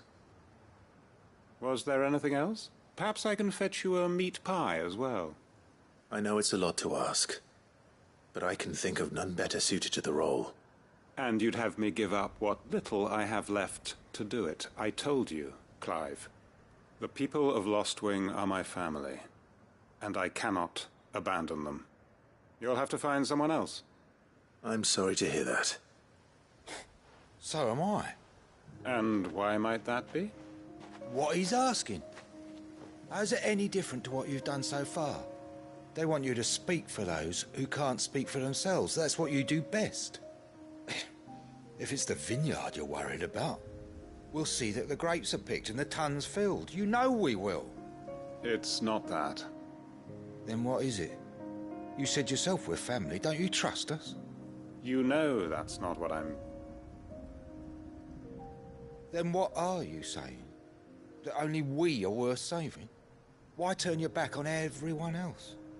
You convinced us we could build new lives for ourselves, and if you can do that, who's to say you couldn't convince the entire realm? A stirring argument. I fear that any rejoinder I make might fall somewhat flat by comparison. So you'll join us? Where do you need me? Field Marshal Havel will want to speak with you in person. He's currently in Port Isolde. I can arrange for a party of Cursebreakers to accompany you there. That would be very much appreciated. I hear the roads are far from safe these days. Hopefully not for long. My uncle will want to know that his plan is taking shape. Reckon Master Quinton could argue an egg back up a hen's quim if he set his mind to it. Any statesmen we speak with are liable to resist our entreaties if they feel that what little power remains to them is at stake. They must be dealt with skillfully. I shall not repeat the errors of my past.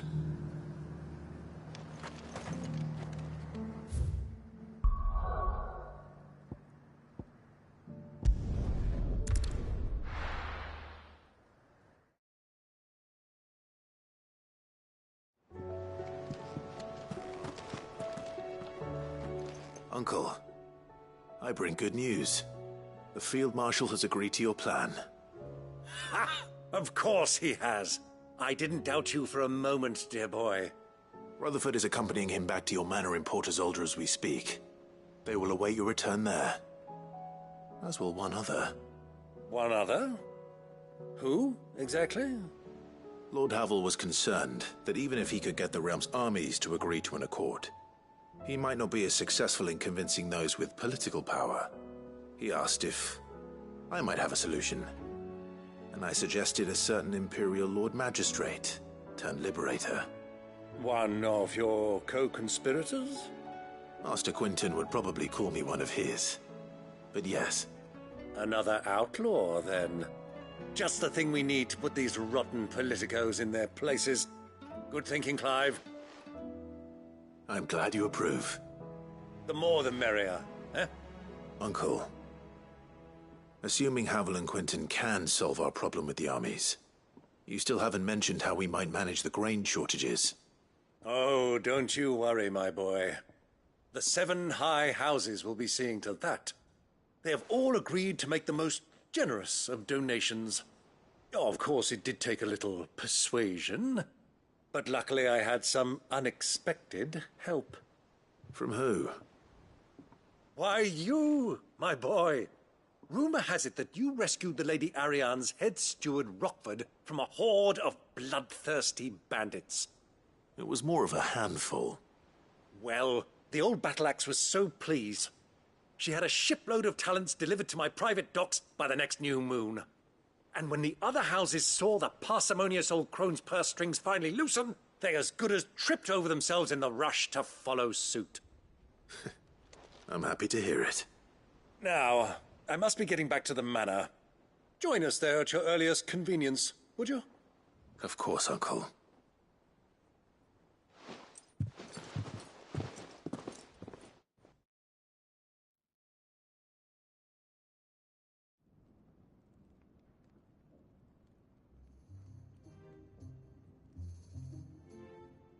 And how, pray tell, will we get that grain to the capital if the roads are still overrun with Akashic? You'll find another bloody road. I only have so many men, and I'm not about to send them headlong into an ether flood. That is, unless you'd have them turn as well. Well, I'd certainly eat less.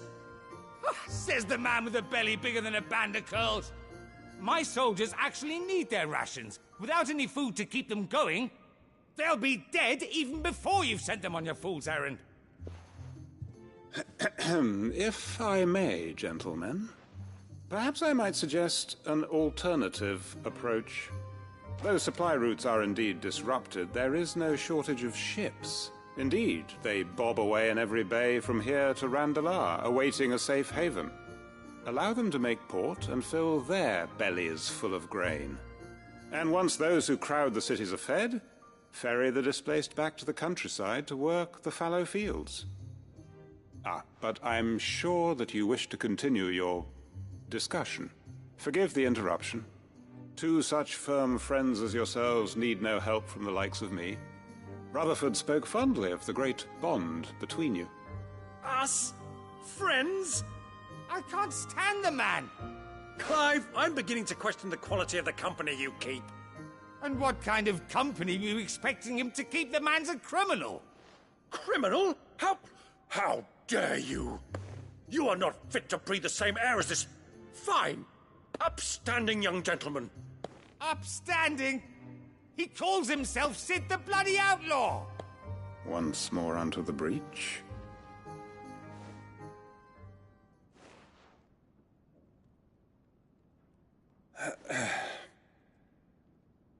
Shall we begin again? What we seek here is not to create a new nation, nor to claim the thrones of those that already exist. We wish simply to bring stability to the realm that mankind might weather the current storm. And to do that, we must convince those in power, the generals, the statesmen, the nobles, that our cause is just. There will be disagreements, yes, and I imagine some resistance, much resistance. But we cannot let that deter us. If we show them the path, show them that we walk it ourselves, then I am confident they will follow. The fate of the world lies in my nephew's hands, but the well-being of her people lies in ours. And we must not squander the chance that Clive has given us. Uncle Byron, Now, with that settled, let's move on to the signing of the Accord. For what great moment in history hasn't been accompanied by a little ceremony?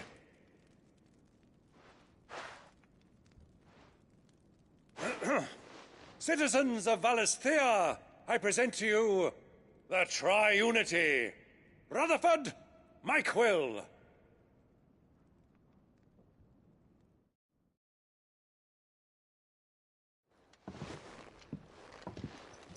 Well, my boy, the stage is set. That it is. This is the role you were born for. Now I ask only that you trust in the talents of your supporting cast. We shall play our parts to the best of our abilities, that you might have the opportunity to shine. The realm needs its Sir Crandall, and there is no better Crandall than you, Clive. I want you to keep this signed accord as proof of our faith in you. I will. Thank you, Uncle.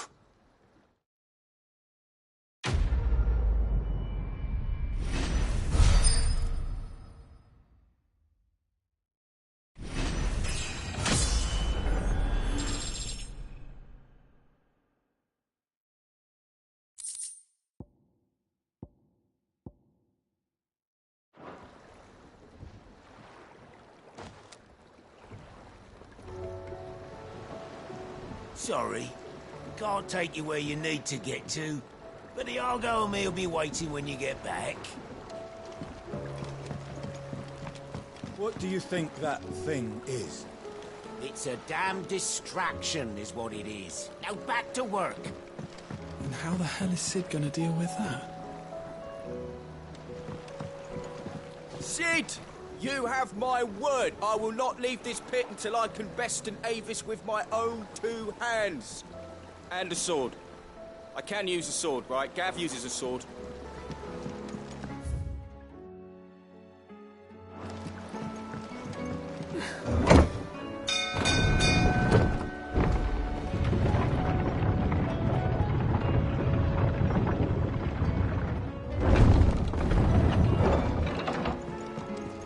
Do you think they'll come back? Of course they will.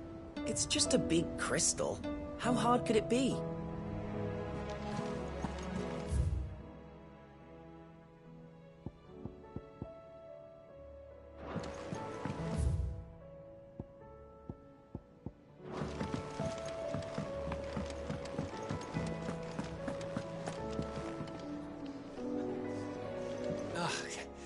You all right?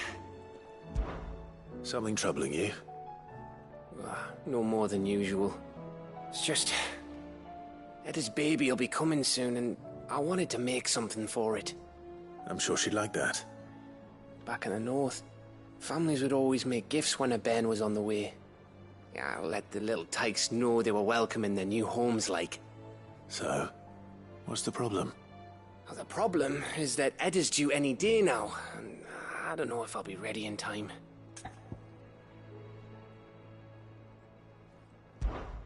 Is there anything I can do to help?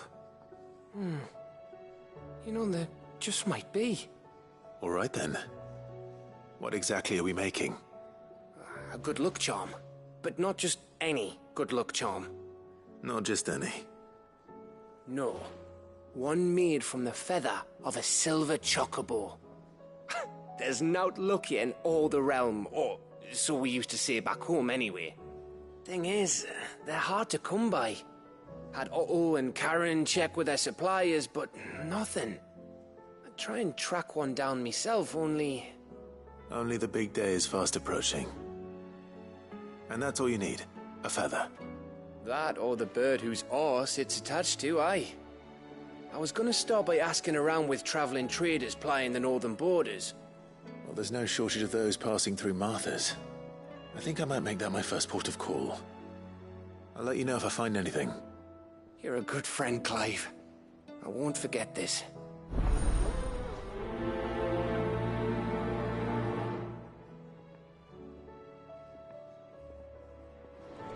Can't say I've ever seen a silver chocobo myself, but I have seen one of their feathers. Look just like a normal one, only silver, obviously. Well, grey.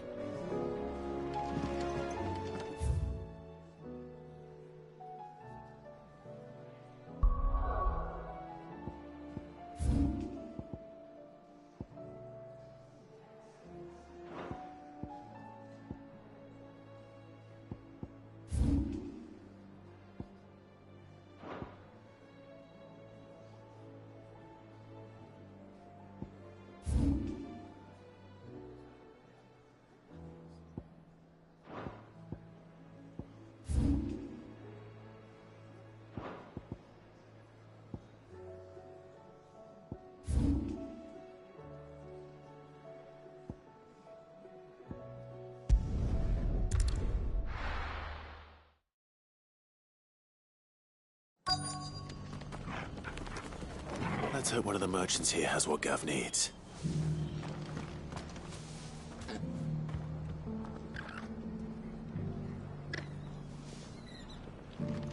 Excuse me. I'm looking for something. Oh, well, then I'm your man. A silver chocobo feather. Oh, or maybe not. Though you're not the first to mention the bird around here. There was a man stopped by the rest not long ago, claiming he was attacked by a silver chocobo. Near some gutted hovel, not far from Eastpool. Most took him for a braggart and a liar, but who knows? Perhaps there was some truth to his tale. We'll see. Thank you. The feller who claimed he was attacked didn't linger here long.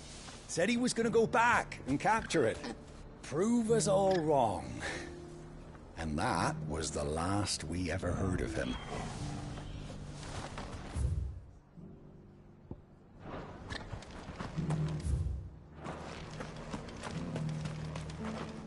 Wonderful creatures chocobos are. They're fast, strong, loyal, and best of all, they won't balk if you point them into the belly of a flood. Thick skins these birds have. Thicker than most, at least. Now, leave them in a flood too long and they'll turn, sure as eggs is eggs. But a quick dip in and out, and they're right as rain. Which is a boon to a trader like me. Reckon there's enough of Kazakh on the roads to worry about without this old girl turning.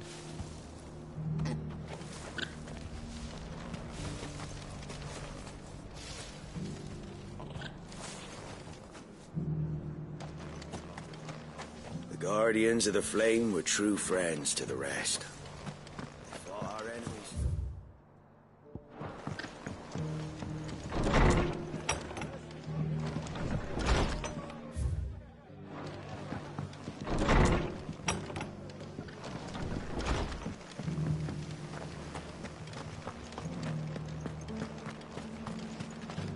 what you after. Fare thee well. Just because the heavens have gone to wreck and ruin, it don't mean we have to. Now, let's get this stall set out.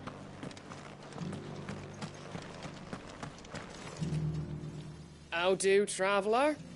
You've the look of a man who could do with a new whetstone. Or perhaps a bawdy etching of the Vicerine. Maybe another time. I'm looking for a silver chocobo feather. If that's the case, rumours are all you're likely to find. No one has seen a silver chocobo for years. Word is they were all hunted for their feathers. Some northern nonsense about bringing good luck. Didn't bring them much, nor their bows. If any are still out there, I reckon they'll be doing their damnedest not to be discovered. You're probably right. Thank you anyway. The hills around the rest are crawling with wild chocobos. If you're not too picky about the colour of their plumes.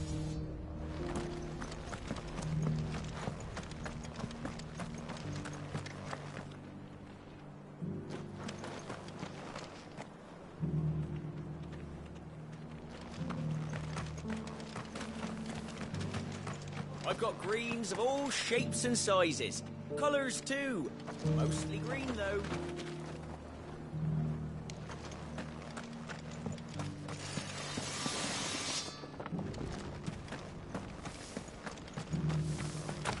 It doesn't still hurt, does it? Oh, 1,000 Akashic jaws couldn't hurt me. I'm a son of Rosaria, after all. A born survivor. The people of the rest may seem to be in high spirits, but give them a little wine, a little company, and the tears soon begin to flow. Don't keep your woes to yourself, soldier. Open those floodgates. You'll feel the better for it, believe you me.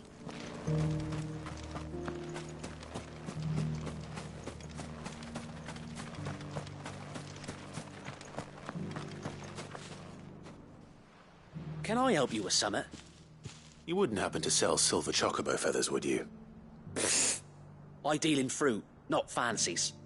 But if it's fancies you're after, I suggest you try Rhiannon's ride. Was a silver chocobo seen there? Oh, yes. If you believe the ravings of a madman. It wouldn't be the first time. A silver chocobo sighted in the hills near Rhiannon's ride. It sounds almost too good to be true. But since I'm already here...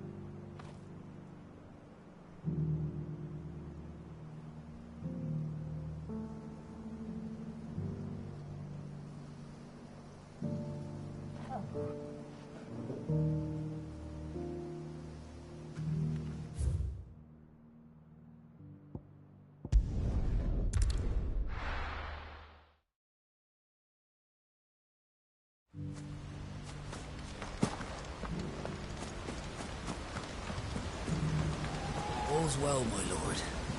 Long may it stay that way.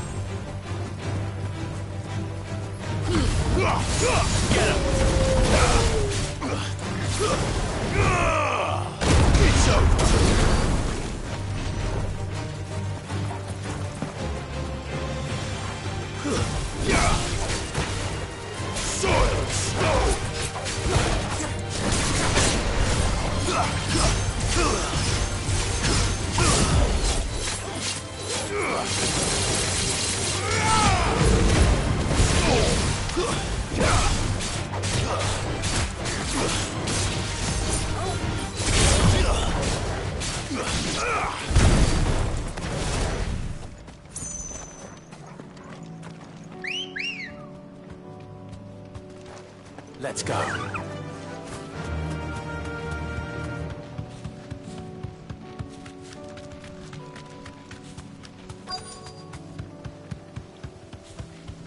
Tracks. They're not left by bandits for a change.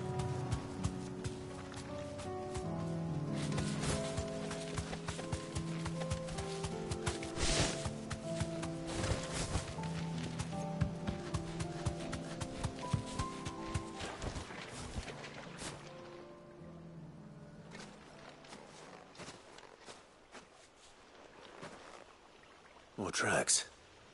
And these look fresh. The Chocobo was here. And recently. Perhaps it still is.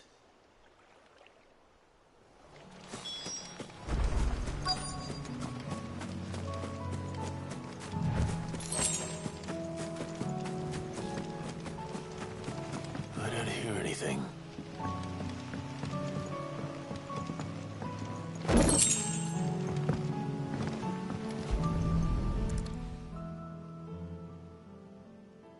Well, I'll be damned.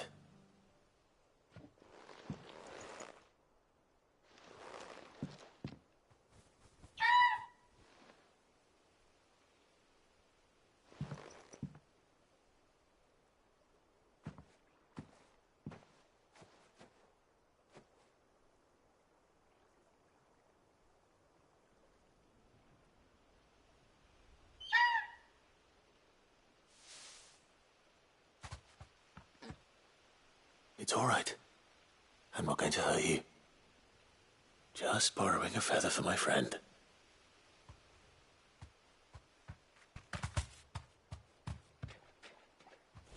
Thank you. Let's get this back to Gav before they change their minds.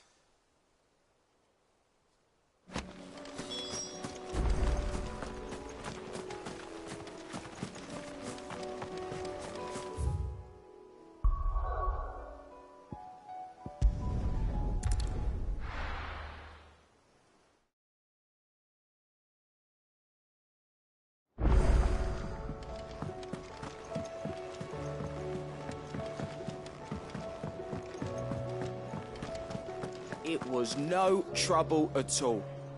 Still, I appreciate it.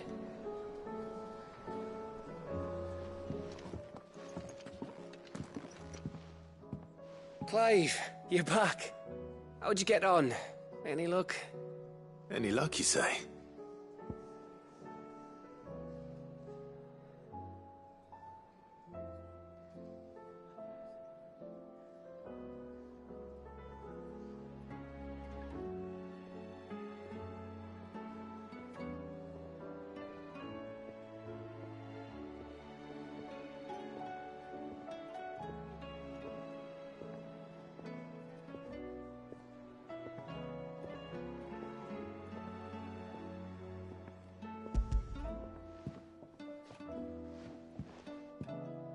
Crystal's crack. Is this what I think it is? Where in the hell did you find it? It's a long story.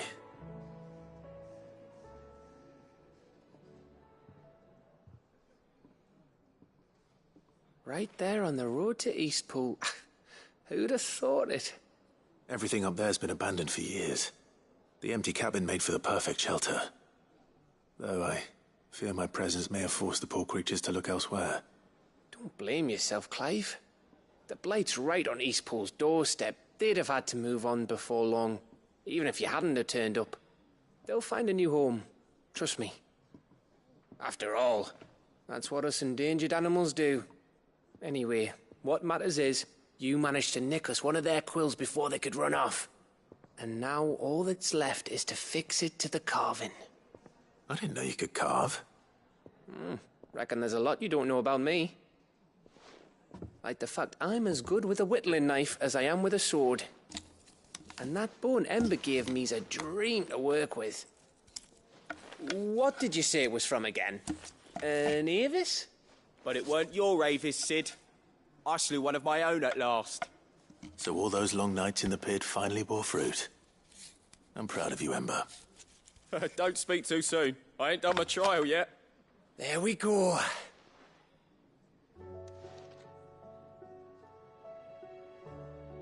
What do you think?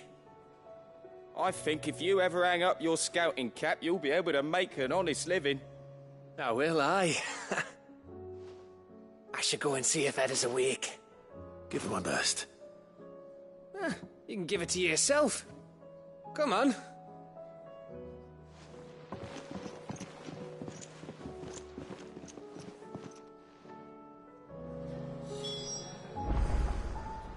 I don't want Gav to give up being a scout, honest. Clive, my boy. We'll be fine, Clive. Always one more job to do, isn't there, Clive?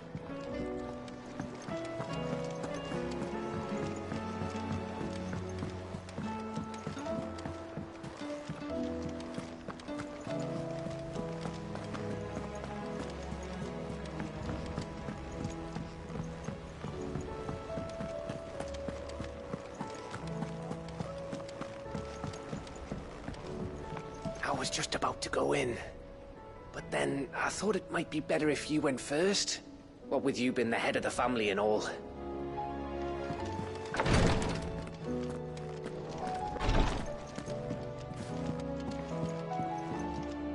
Is there aught I might assist you with?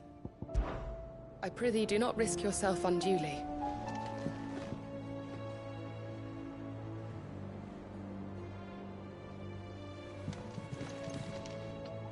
Ah, me lords. How are you feeling? Well, thank you. Is something wrong? Wrong? No, nothing like that. What it is... Go on, please.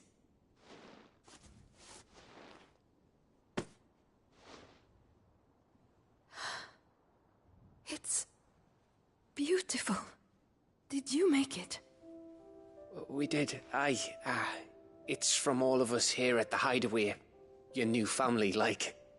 It's a good luck charm. We may come up north when a band's on the way. I mean a baby.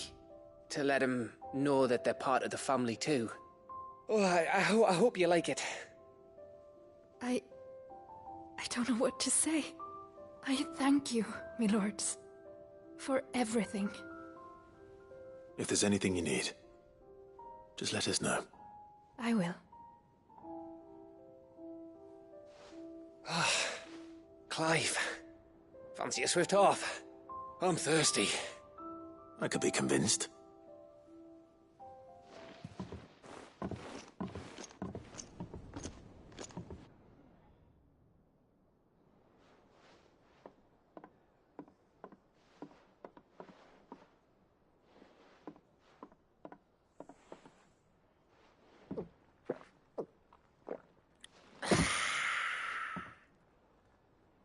Don't you think you've had enough? No, we're celebrating. I'm gonna be a father. I think Edda might have something to say about that. You know what I mean. Bit of light in these dark times.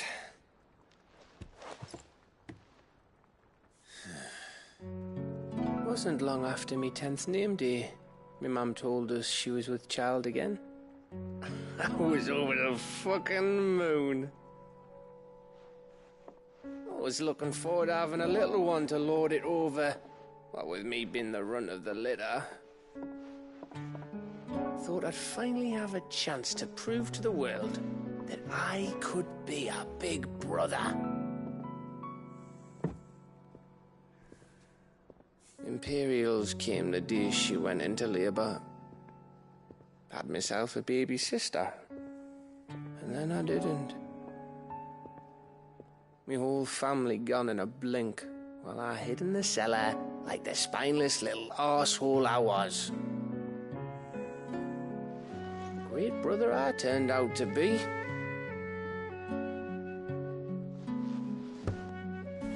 I'll never be a leader. And I'll never be a hero. I'm just a daft little dog who comes running when his master calls. I'll never be like you, or Sid, or Jill, or even Torgal. Have you finished? Maybe.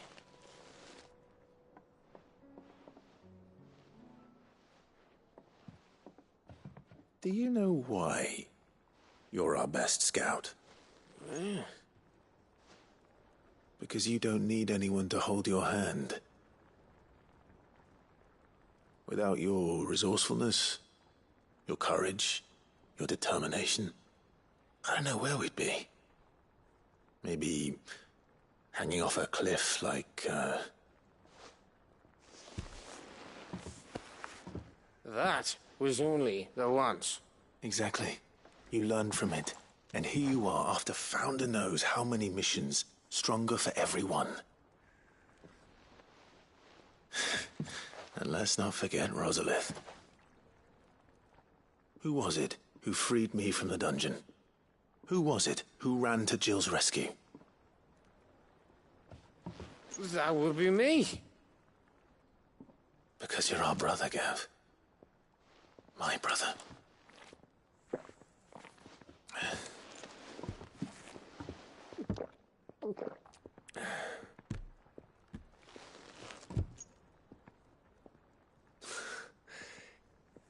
Your brother.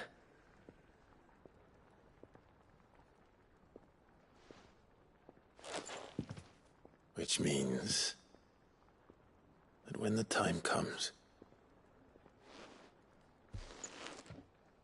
I get your room. And your sword.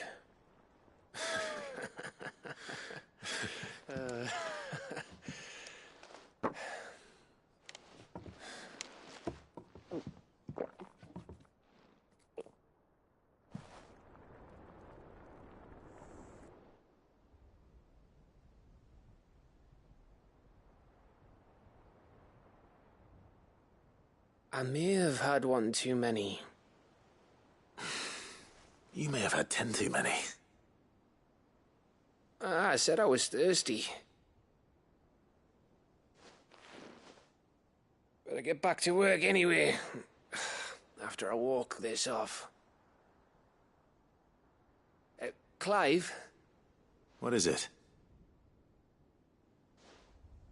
Thanks for, you know.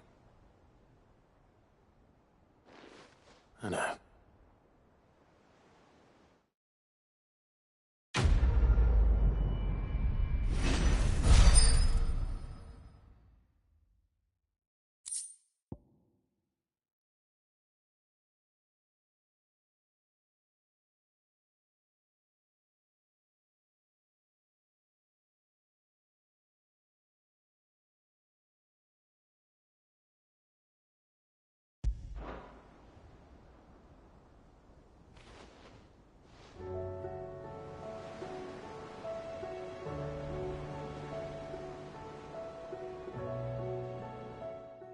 One of these days. One of these days, I swear it's gonna be me who drinks you under the table. If by under the table you mean retching on my boots half the night, I reckon one of those days was yesterday. Ha ha, you think you're so funny. But just wait till we crack open the bottle I left in your chambers. That stuff's strong enough to burn the horns off a behemoth. Sounds like I'll be needing some new boots.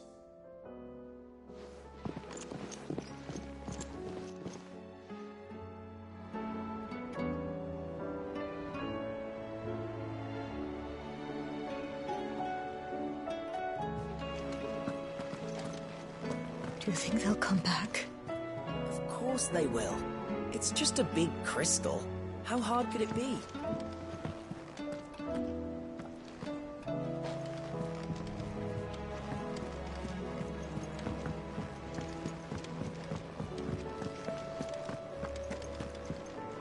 How's it gammon?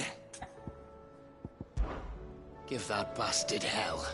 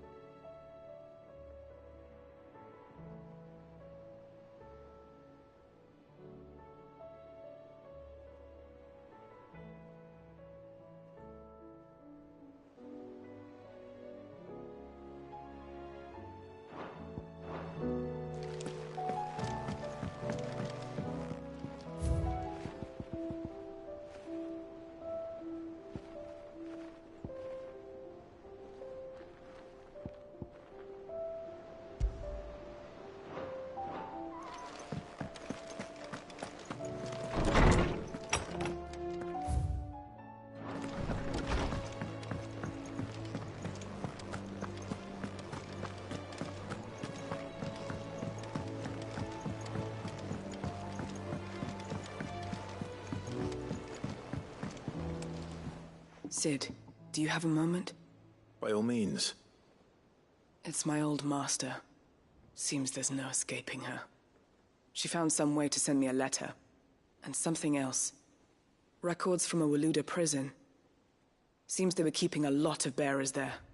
How did she come by such a thing? Finding bearers always was her strong point. And it seems the cells of Balmung Dark are full of them. Foreign captives, the masterless. Bearers no one would miss. And even better for her, bearers with no one to look after them. When ether started lapping at the walls, the jailers fled. Leaving the bearers to be liberated by whoever happened to come along next. Sid, I'd like to believe that I've earned your trust by now. And while I'm well aware that you've forbidden Cursebreakers from traveling to Waloed, I can't let those bearers die in their cells. I'd rather risk shipwreck on the Shadow Coast than leave them to starve. We'll be needing the Enterprise if we're going to navigate the Narrow.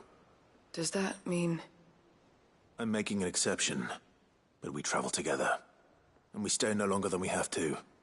Ash is an inhospitable place at the best of times. We save as many as we can, and we leave.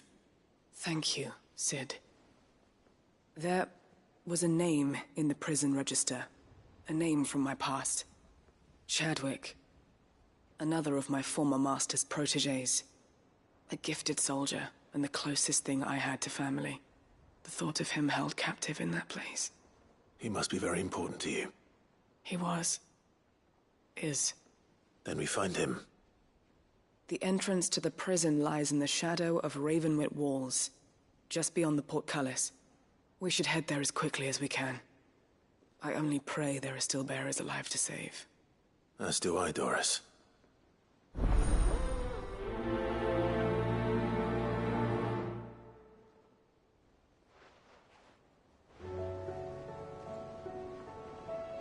How long has it been since the jailers of Balmung abandoned their charges? Without food or water, they won't last long. How long has it been since the jailers of Balmung abandoned their charges? Without food or water, they won't last long.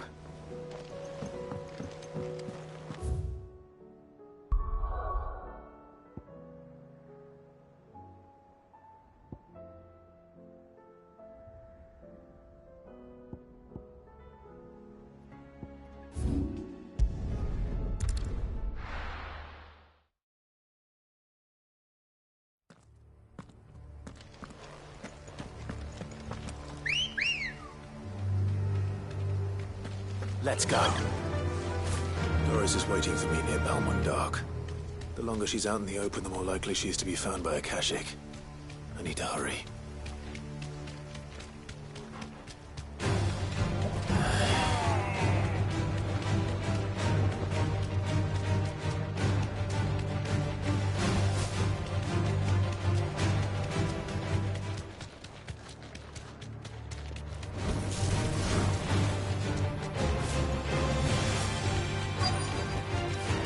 Stables go.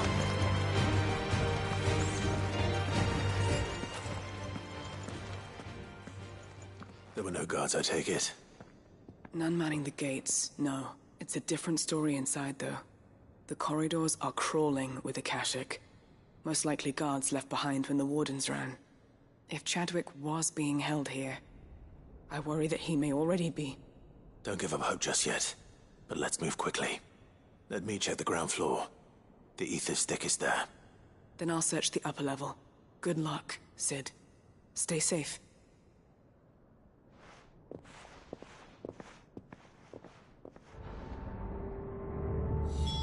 Just how bad are the floods inside the walls? Bad enough to turn a bearer? I hope not.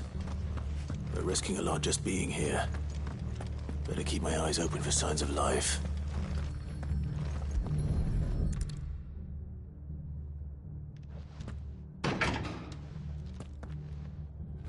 Locked up tight.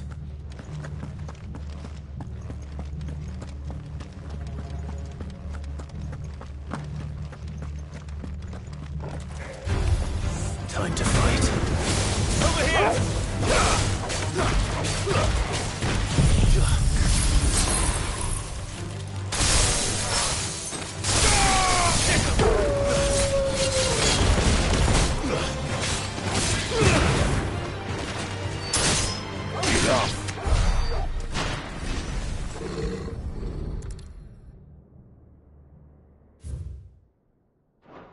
So this place was no ordinary prison.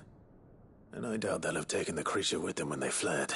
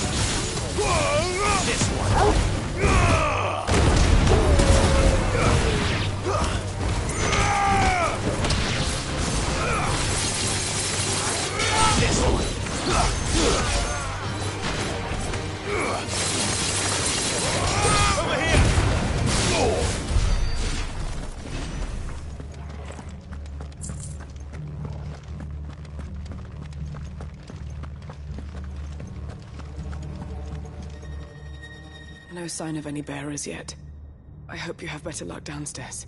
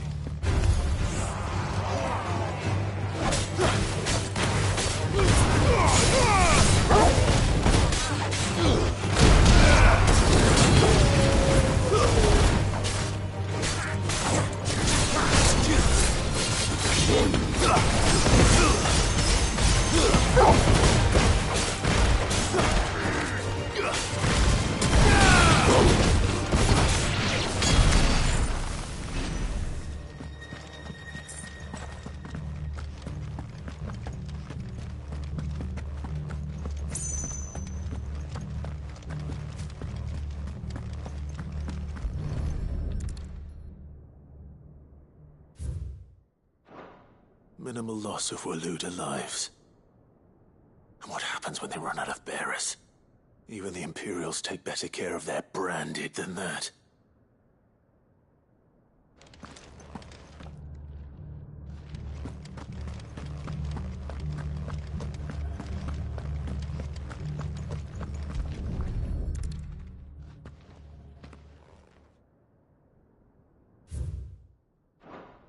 They were feeding bearers to it. This is even worse than I'd feared. Nothing but a Akashic down here. Hopefully things are looking better upstairs. I should go and see how Doris is getting on.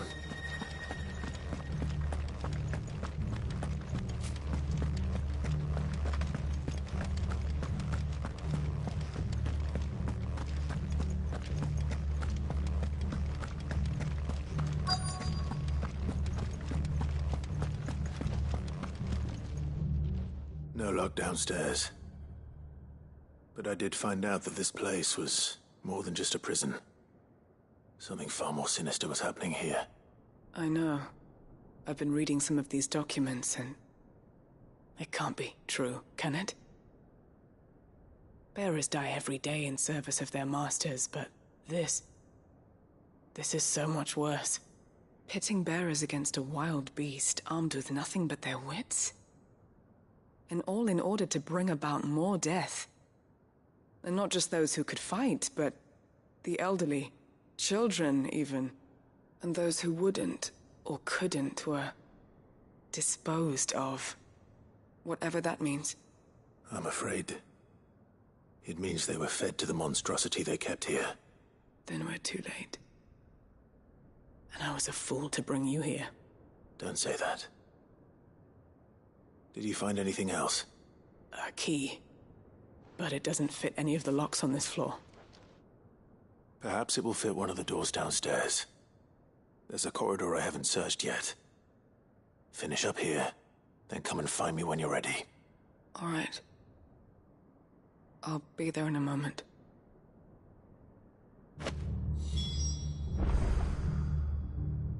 If we don't find any survivors, we've risked our lives for nothing. Take care. That creature might still be here somewhere.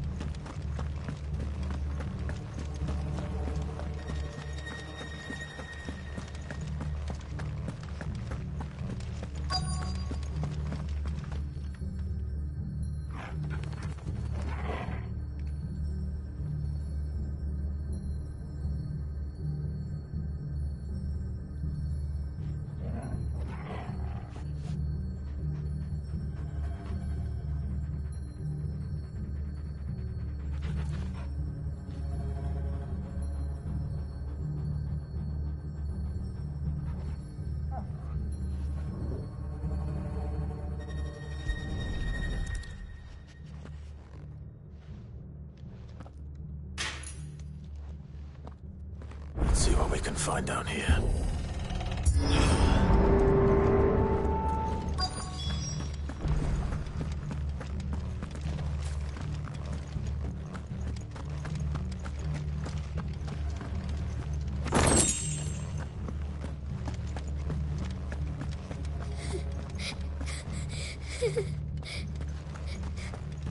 A survivor.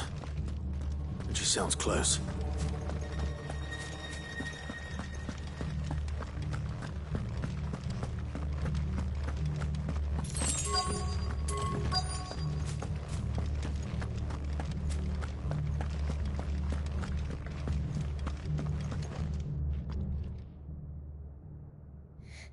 Who are you?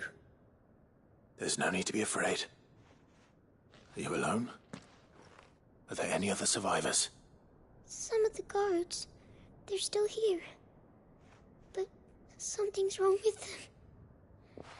Everyone else was eaten by the monster. Of course there were. Thank the Founder. It was worth our coming. But I'd rather we didn't linger. Are you ready? Ready when you are. You poor thing. He must have been terrified. Did Chadwick send you? What? He fought the monster. Distracted it so I could run away. He must have sent you. He promised to free the others too. Where is he? He opened your cell, didn't he? He wouldn't be here otherwise. Chadwick.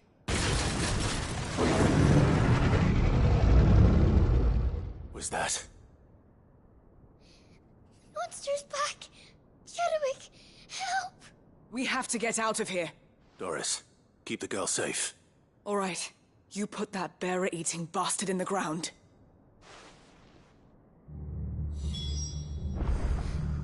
We have to run. You're safe now. We won't let it hurt you. I'll look after the girl. You teach that thing a lesson. It's out there waiting for me. I can't let it live. Not if it's got a taste for bearers.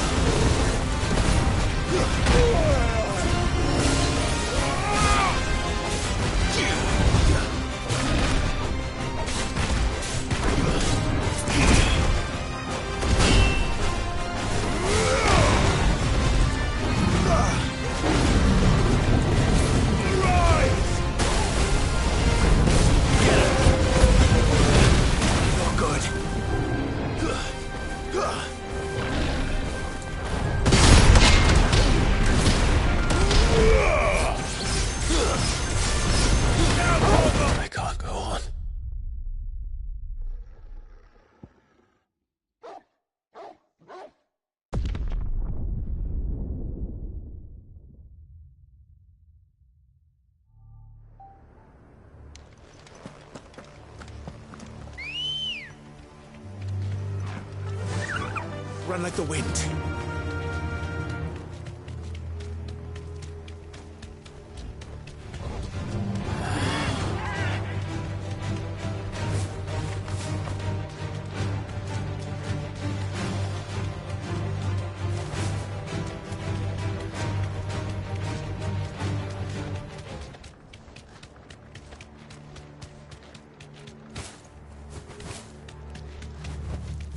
I can walk from here.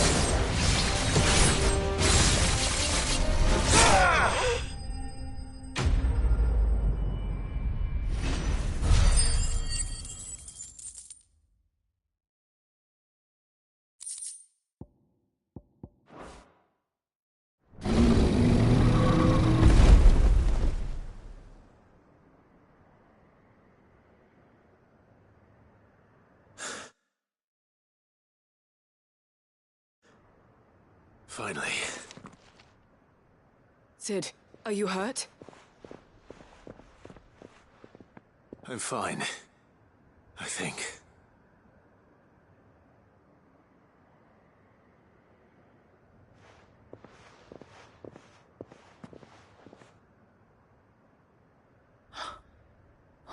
No. What is it? A diary. I gave it to Chadwick before we went our separate ways. He was here. Do you think that creature? I'm sure he fought bravely to the last. The girl is safe thanks to him. Chadwick. You fool. Come on. We have to get her back to the hideaway. We don't want his sacrifice to have been in vain. No. Of course not. I'll see that she's looked after from now on. It's the least I can do.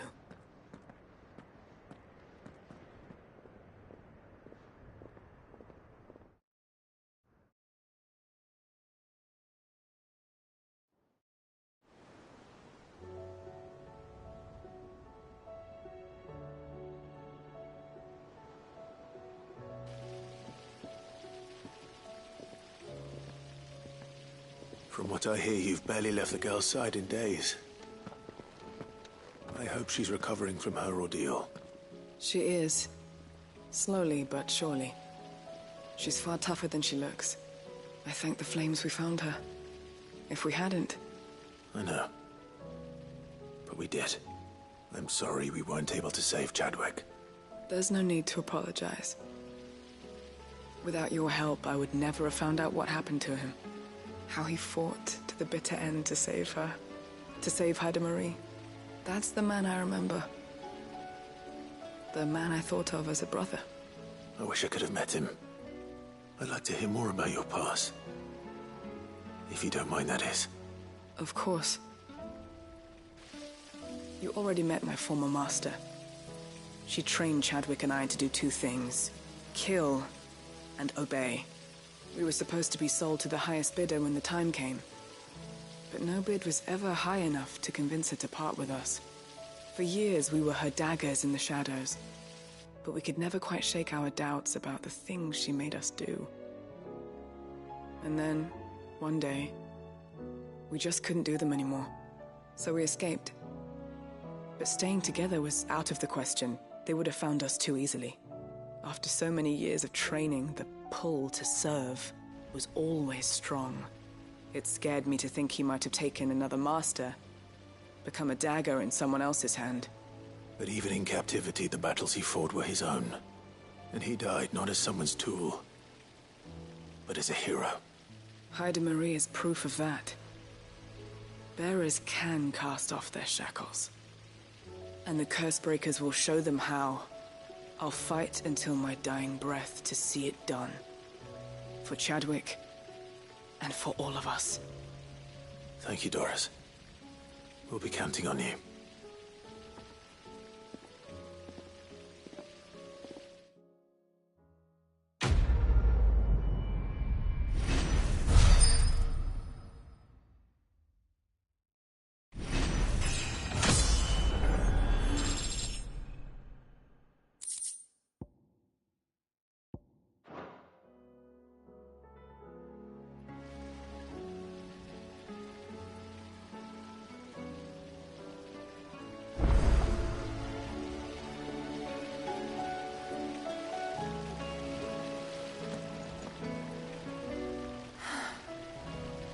This time, my heart has wandered hither and thither in search of the perfect companion.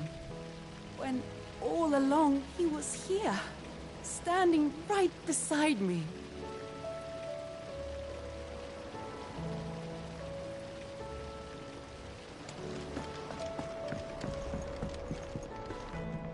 There's so much food in the hideaway.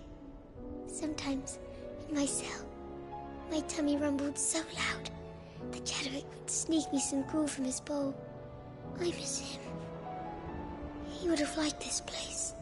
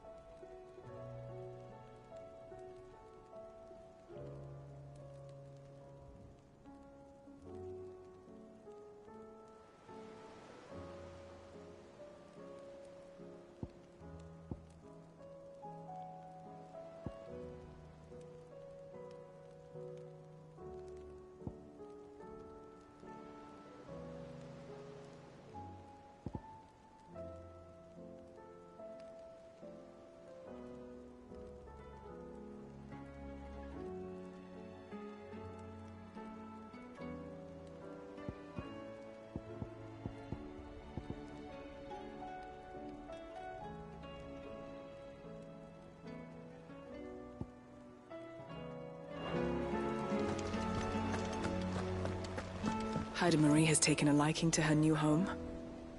How her spirit survived Balmung Dark unbroken, I'll never know.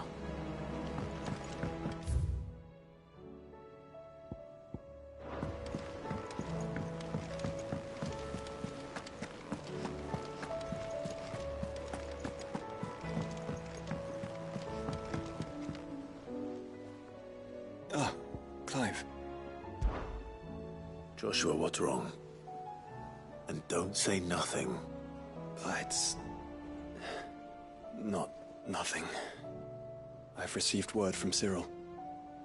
The Undying have found Father's will, or something akin to it. His will? How and where? In the crypt beneath Rosalith Castle. After Kupka was kind enough to drive out the Imperials, the Undying took the opportunity to recover what relics of the Duchy yet remained. And in the process of doing so, they found a letter from Father. I'm surprised anything survived down there. Cyril asked that I join him in Tabor at my convenience. I have been meaning to go, but... would you join me? Of course. I want to know what's in that letter as much as you do. Very well. I am ready to leave when you are.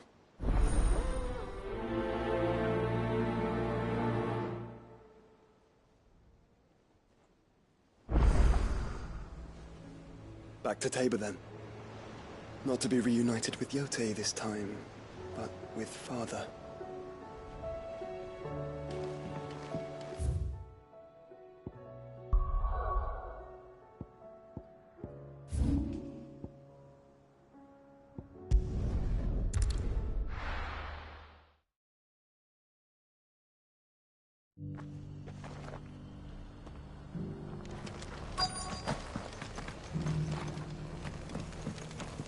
The bearer of the burning quill is within, my lord. Prithee enter.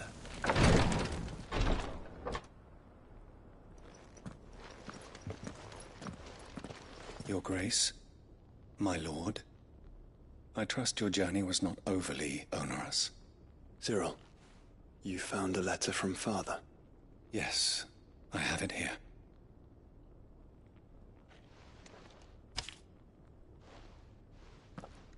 If you would do us the honor, my lord.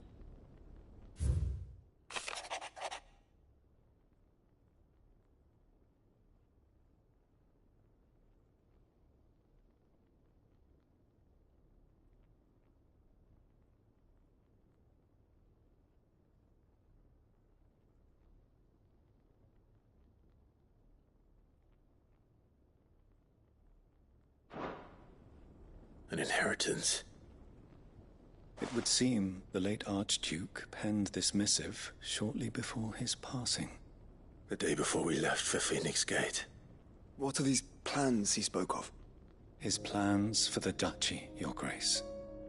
Your father entrusted them to my predecessor, the former bearer of the Burning Quill, who entrusted them in turn to me. The complete emancipation of bearers is their stated aim. But your father's dream did not end there. His Grace also spoke of building hospices to care for those stricken by the curse, and the founding of a new university to further the development of non-magical technologies. With the blight spreading ever more widely across the twins, Archduke Elwyn saw this as the only means of securing Rosaria's survival. He wished to see men and bearers treated as equals. To see centuries of common wisdom overturned. Small wonder he did not think it achievable within his lifetime. But he thought it achievable nonetheless. Had he not, he would never have written this message. Nor would he have entrusted his vision to his most faithful aides. Those who would have stood with you, shielded you from the machinations of the less benevolent personages at court. It's a pity only they are still with us. 'Tis true that those most loyal to your father were the first to suffer the Duchess's wrath. But one at least remains, and she has come bearing gifts. What do you mean? Mayhap it is better that she explain, my lord. After all, the duties entrusted to me by my predecessor extended only to recovering His Grace's will and arranging a meeting with the one who might execute it, or a part of it, at least. And where is this woman? She awaits you in the archive, Your Grace. Thank you, Cyril. Shall we then?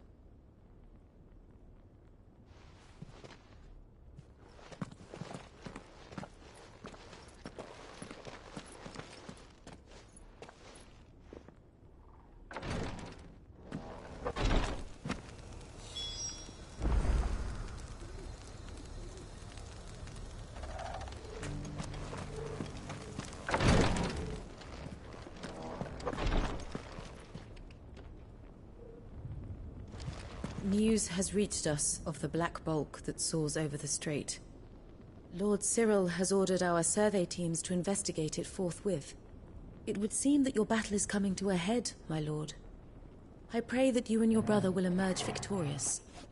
May the Firebird's flame burn ever in your hearts, and guide you back home safely.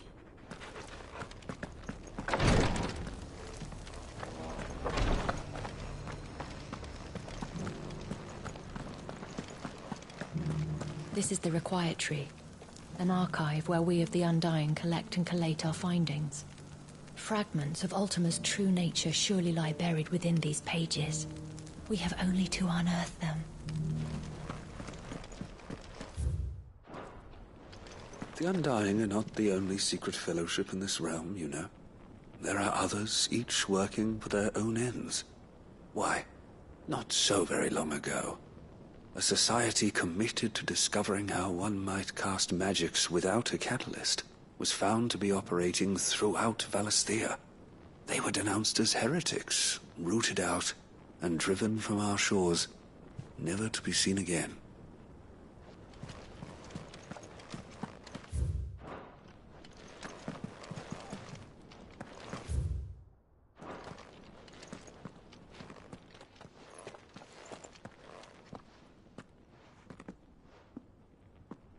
My lord, your grace. I hardly recognize you. I am Goditha, retainer of House Rosfield, loyal servant to the Phoenix and his shields. Your father, the Archduke Elwyn, entrusted me with the delivery of a gift. I only hope you can forgive my tardiness in bringing it to you. Lift up your head, Lady Goditha. You have our gratitude for your service to our house and to our father. I merely did my duty, as any proud Rosarian would. My lady, perhaps you could explain a little more? What exactly is the gift you bring? As I'm sure you know, it has long been the custom for the children of House Rosfield to be presented with certain keepsakes upon their coming of age. Indeed it has. Our father often spoke of the day when our turn would come. And had he lived to see it, he would have presented you with the treasures I bear. Matching armbands for you both. Alas, he did not live. Indeed, he was taken from us even before they could be completed. He had intended to claim the Heartstone with which each armband was to be finished himself, but it was not to be. And his gifts remain incomplete. I see. It saddens me to bring them before you, as they are.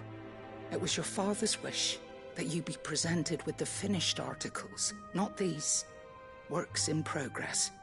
But with his grace long since gone, and the stone left unclaimed, I had little choice. You are grown men now, and his house is yours. And while I would not presume to insist upon your claiming the Heartstone in his stead, I know that nothing would have pleased him more than for you to do so. Thank you, Lady Goditha. What say you, Clive? What else? Of course, my lady. May our father's will be done. Oh, I am much obliged. Do Do you know where we might find this Heartstone, my lady? I do. Though it may be a matter of a good deal more than simply happening upon it. It is found in the bellies of elder griffins, you see. We do at least know where to find one. A certain specimen has made its nest in Titan's Wake, not far from here. A certain specimen? You are most perceptive, Your Grace. In answer to your unspoken question, yes. In fact, this is the very same beast your father meant to slay. I have been tracking its movements since you were but a boy. Were you to slay it in his stead, as men of House Rosfield, it would surely make your father proud. What say you, Joshua? What else?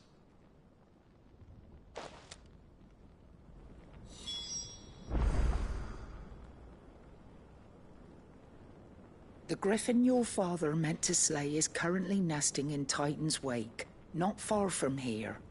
Slay it in his stead, and claim the Heartstone that he could not. Titan's Wake is to the south of here. But we must not be hasty. The good lady has been disappointed once already.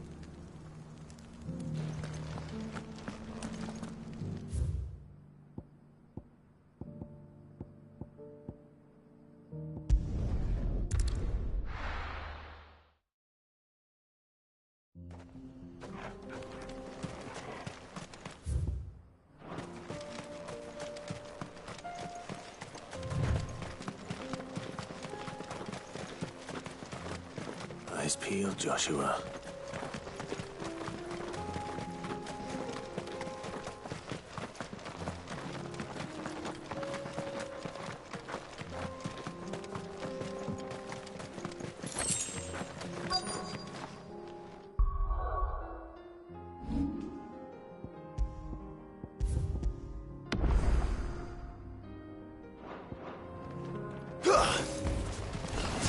There it is.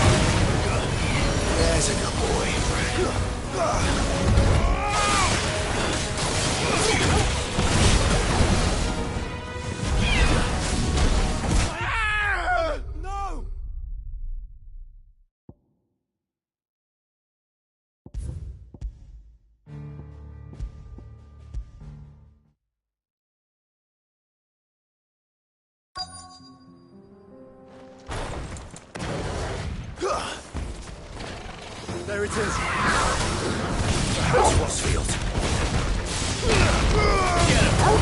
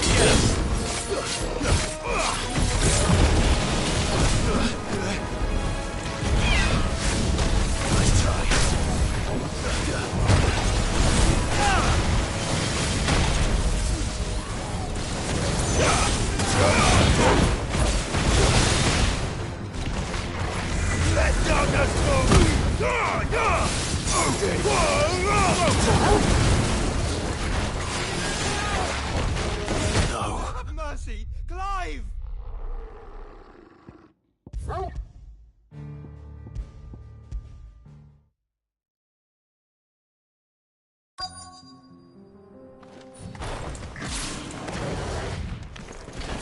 There it is. The house was field.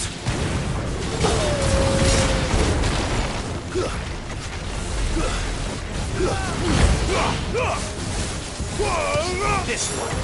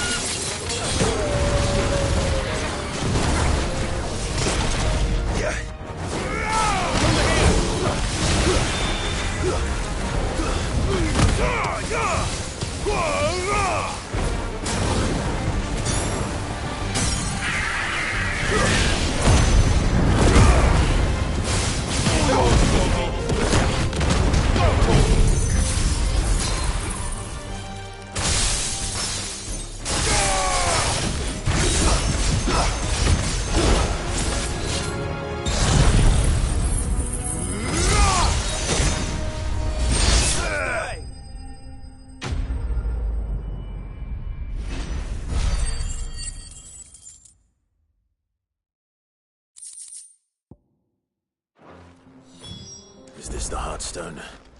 I expect Lady Goditha will know.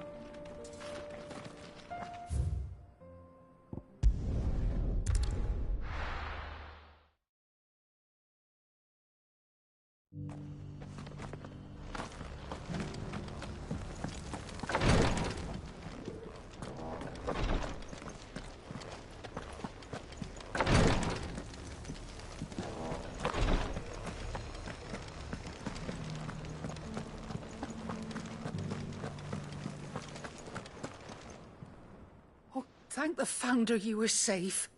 The Griffin is slain then? And the Heartstone claimed.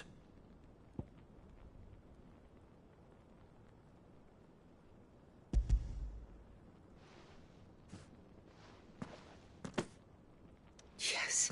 This radiant luster, like frozen flame, it is just as your father described it. Thank you, my lord. Your Grace. Your father would be so proud. Lady Goditha, the lapidary is ready. Thank you, Cyril. I will be with him shortly. If you would excuse me, I shall have the stone cut and set forthwith.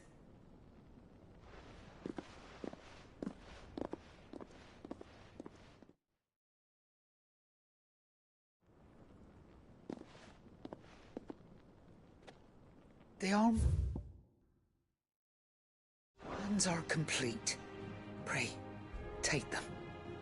They are yours, after all. Heartstone is harder and more enduring than garnet, or even ruby. It symbolizes unwavering will and devotion. And the graven vines encircling the stone represent the unbreakable bonds between you. It's a message. Father knew we had enemies both inside and outside the duchy.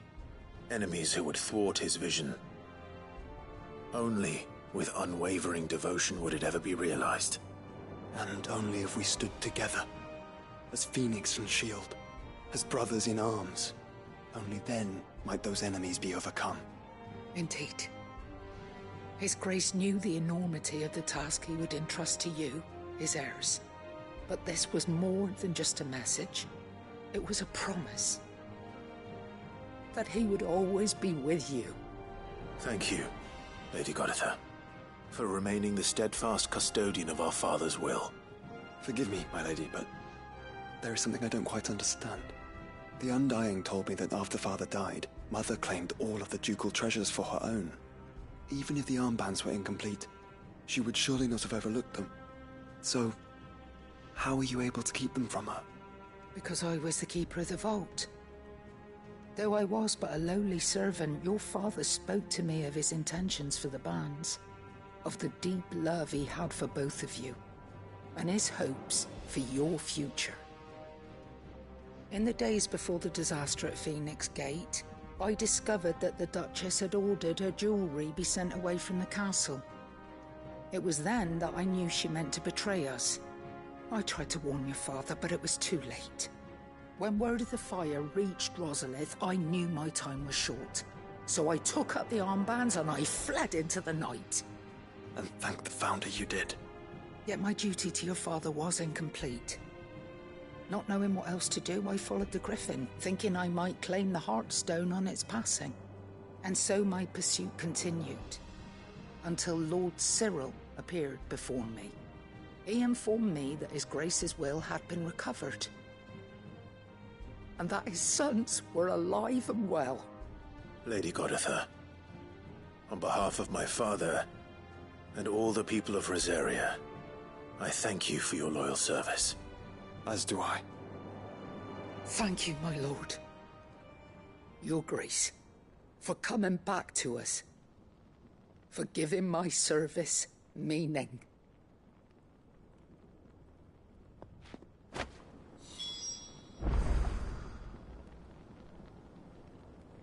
I remain your faithful servant, my lord.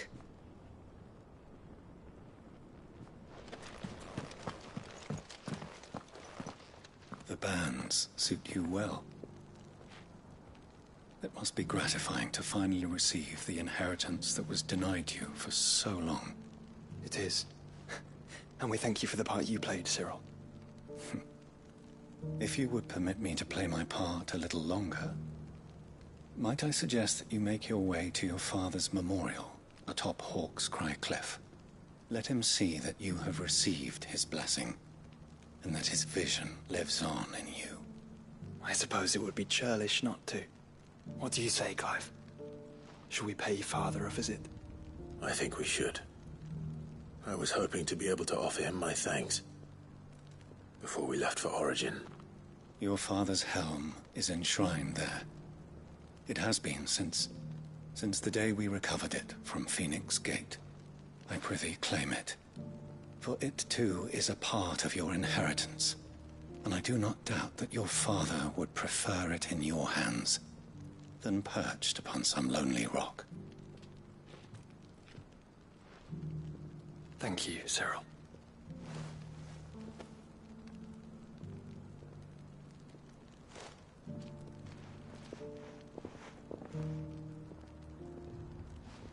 Come on, Clive. He's waiting.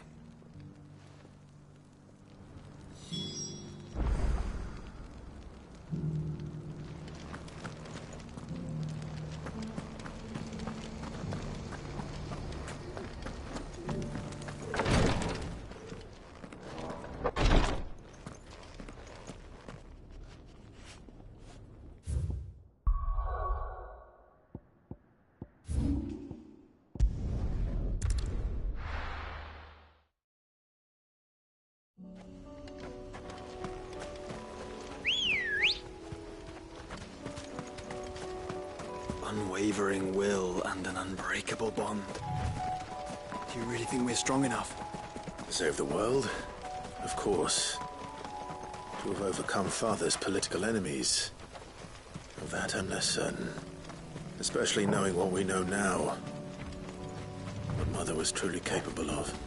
But perhaps these bands would have helped. Knowing he was with us would have made all the difference.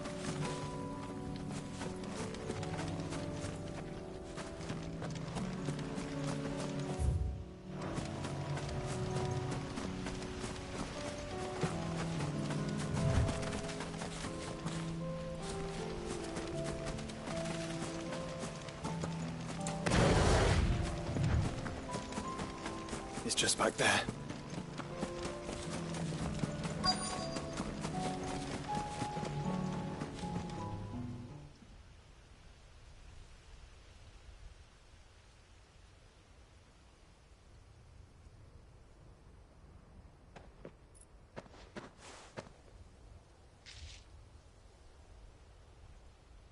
Father always fought for what he believed was right. It wasn't until that night at Phoenix Gate that I realized I had never fought for anything. I always had someone else to do the fighting for me.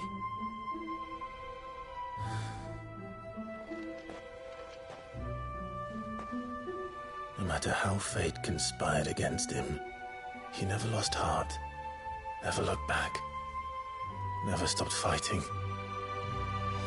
To me, he was the greatest of men. And I've been trying to live up to his ideals ever since.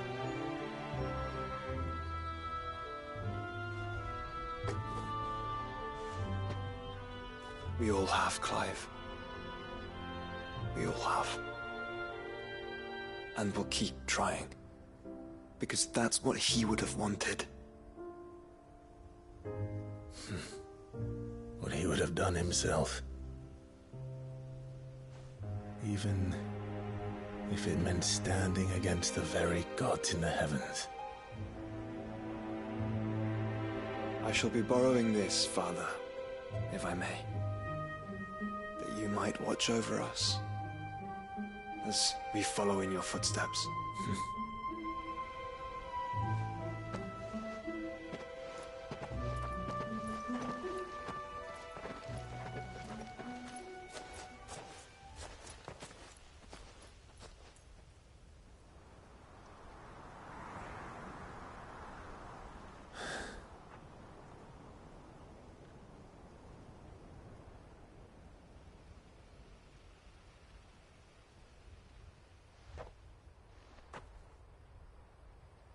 We won't lay you down.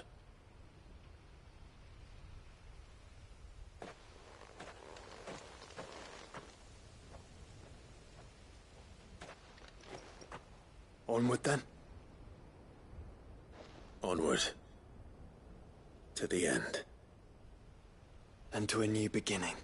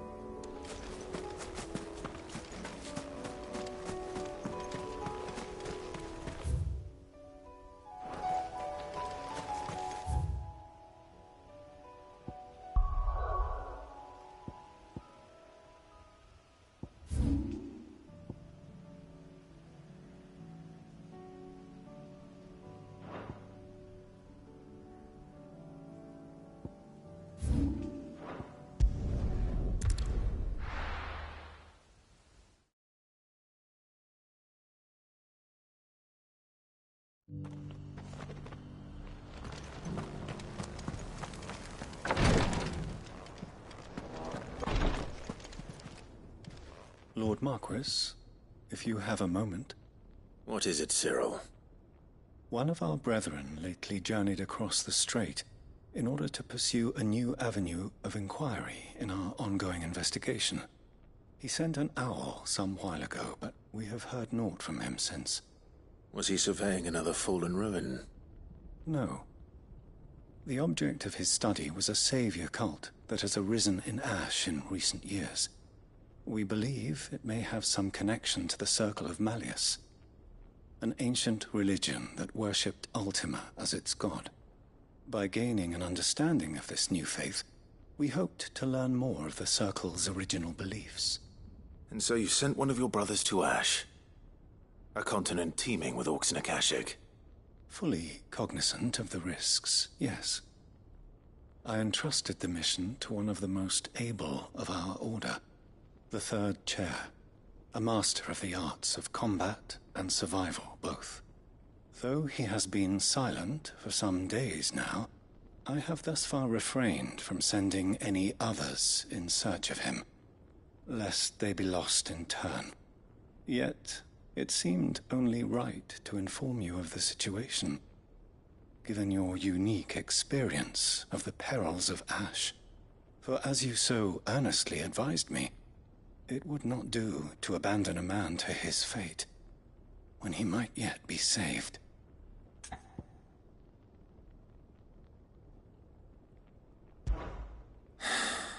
It would not. But Ash is a big place. Can you be any more specific? Perhaps.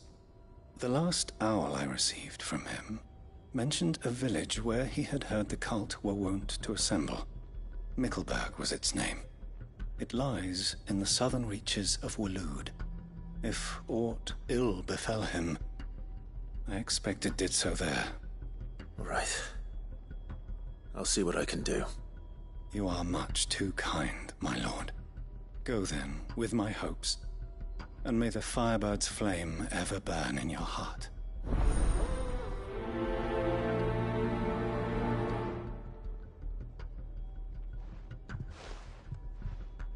When last I heard from him, the Third Chair was bound for Mickleburg.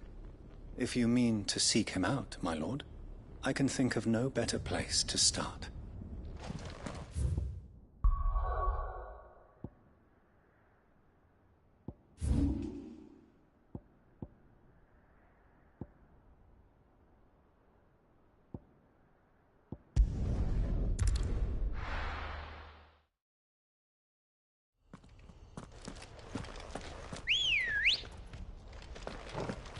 Let's go.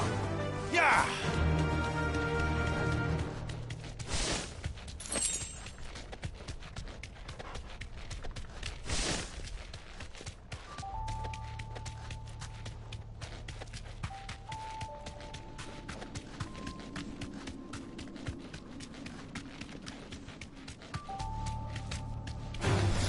This won't be easy.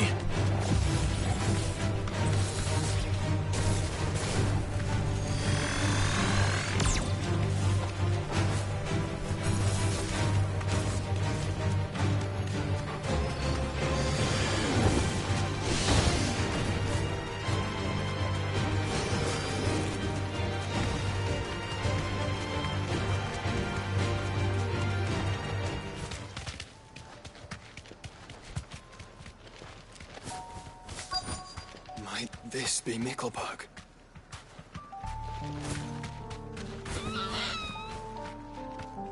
Thanks, Gal.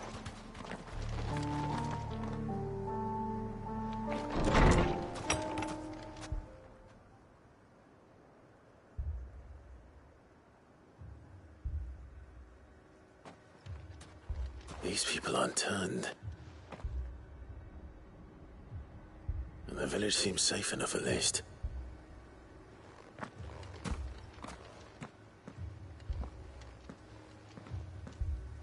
What is going on here?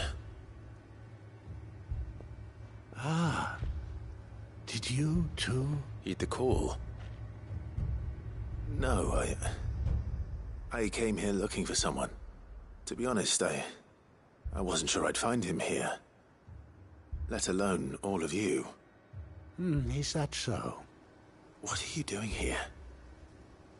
Is this where you live? It is my home. The others, they heeded the call. You keep saying that. What do you mean? They came here to perform the rite, just as King Barnabas instructed. This village is their altar, where they shall cast their souls upon the gentle waters and give themselves to the Lord. Give themselves? Oh, Lord, cleanse us of our sins. Let us be reborn in your loving arms. Free us from the torment of this mortal realm. They want to be saved. Forgive me, but did another foreigner like me come here? He was probably wearing a cowl. You mean the traveler from Stone? Yes. He is staying at my house, toward the rear of the village. Thank you. If you don't mind, I'll go and greet him. They seek the same salvation Barnabas did. At least the third chair still lives. Let's go and find him. Your friend with the cowl has been staying with me. Please, make yourself at home too, traveler.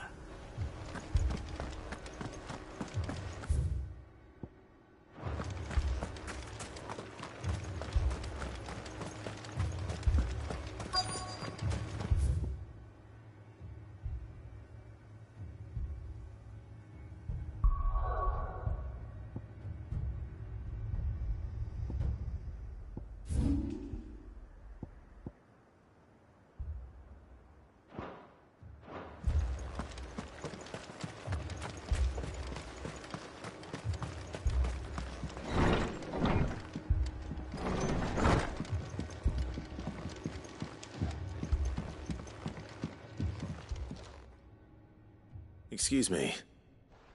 Are you with the Undying? I am. And so it would appear, are you? Lord Rosfield, if I am not mistaken. That's right. And you must be the third chair. I am.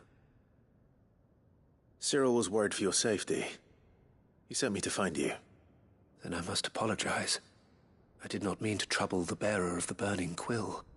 Much less you, my Lord Marquis. He said that you had failed to report. Is there a reason for that? I came here to study the followers of this new faith.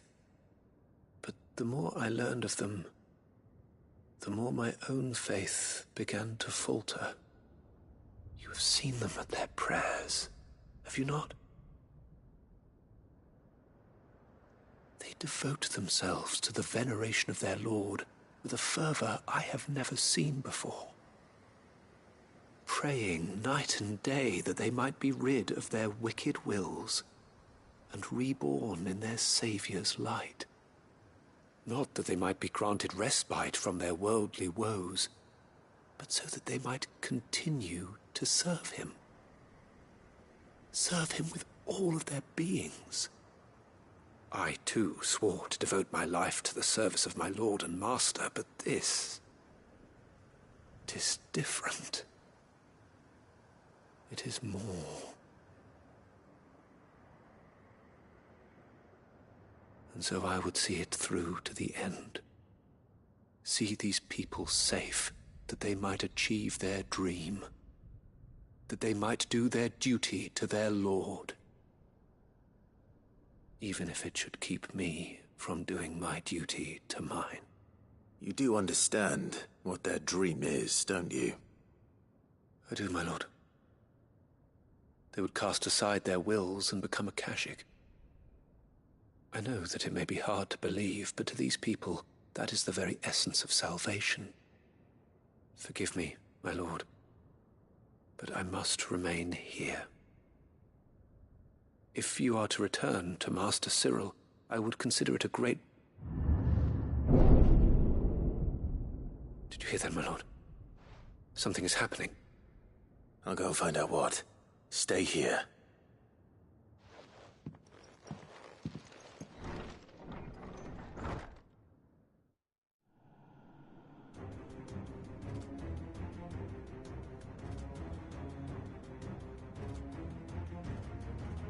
Beneath the flood. Oh no. There must be something I can do.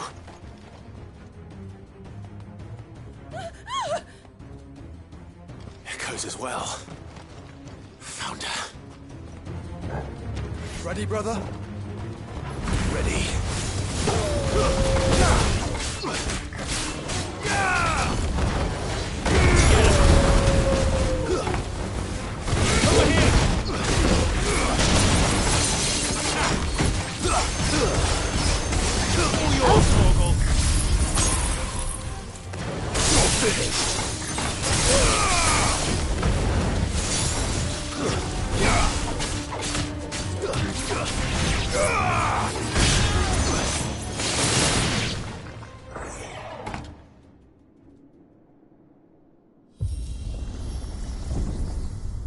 What now?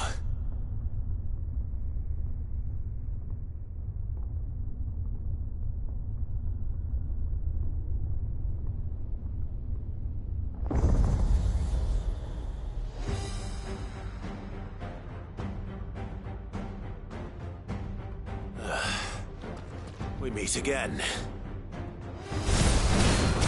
I've killed your kind before.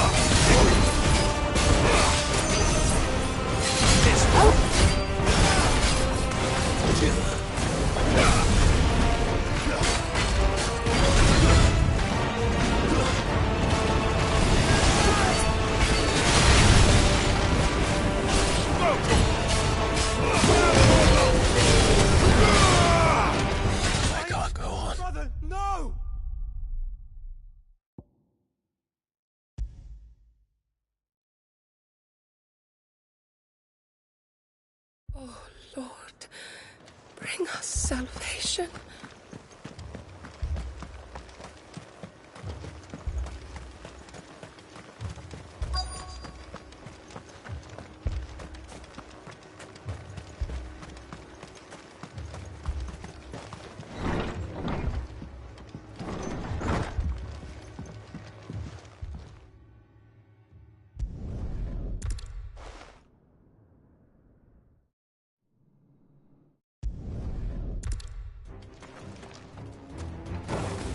Ready, brother? Ready.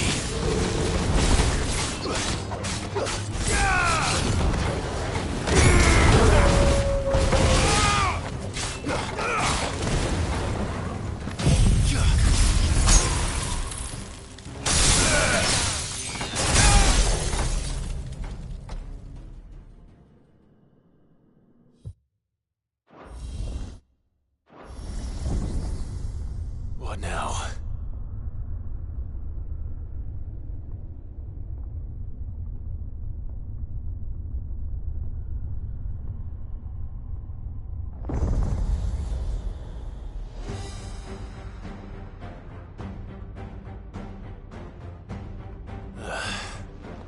We meet again. I've killed your kind before.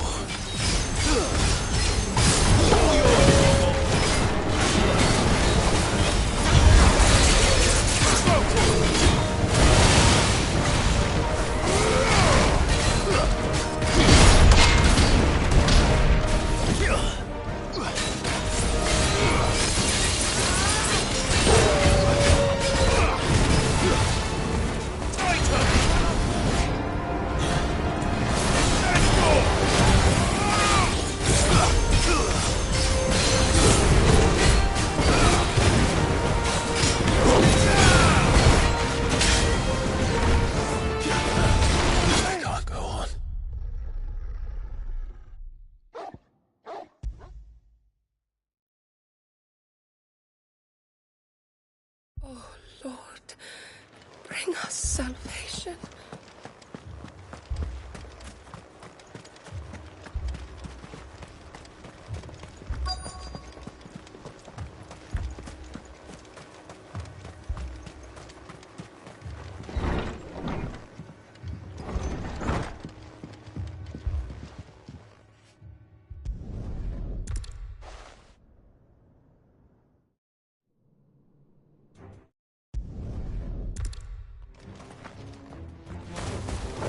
Ready, brother? Ready.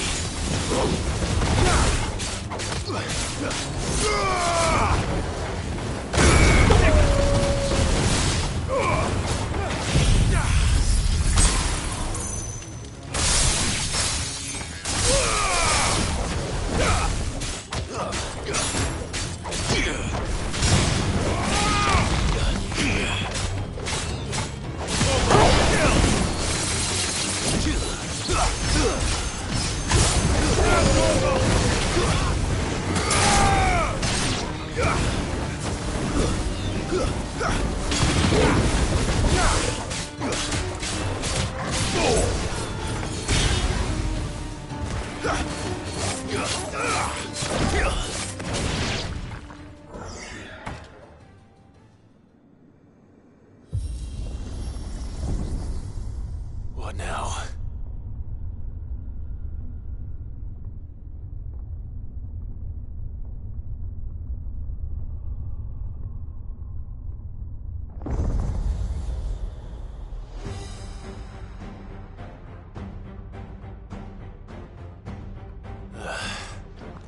We meet again. I've killed your kind before.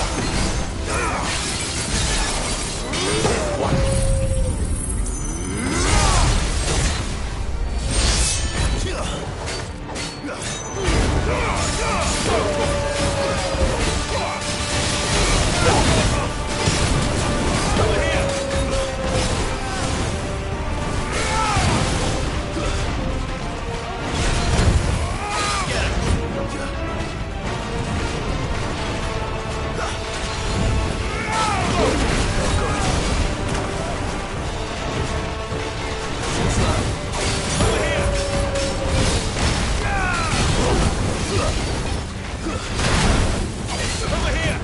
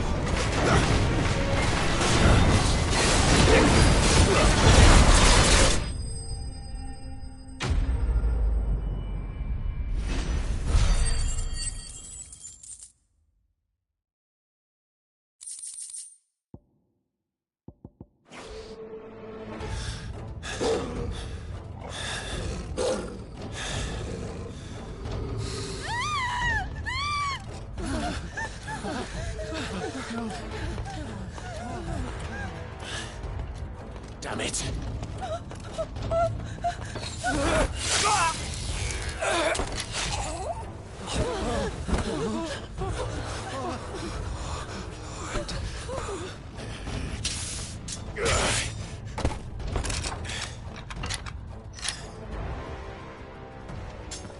Don't you die.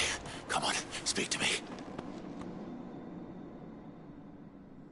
I had to save them, that they might have a chance to find true salvation by devoting themselves to the service of their Lord, just as I did when the Undying plucked me from the gutter and gave me a cause to believe in. A duty to serve was everything to me, and I would not deny them that fulfillment, even if they must become a Kashik in order to achieve it. Forgive me, my Lord Marquis. I did not mean to trouble you with this. My findings. Could you deliver them to Master Cyril for me? Of course. Your duty will be done.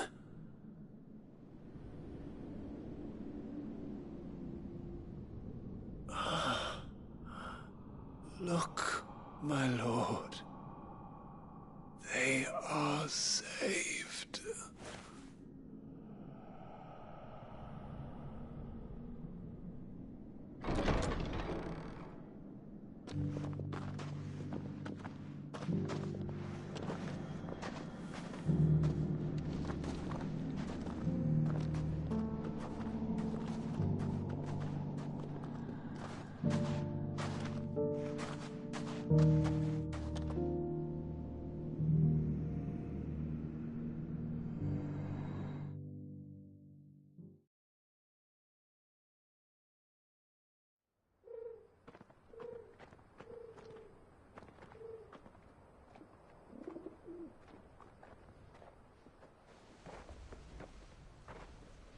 They are saved. Found her. I should get this report to Cyril.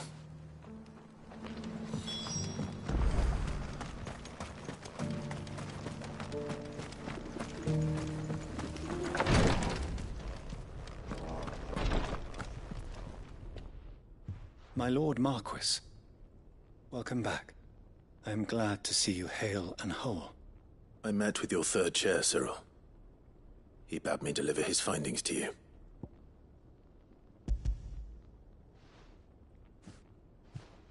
Thank you, my lord. He remained in Ash? He died protecting the villagers from an echo.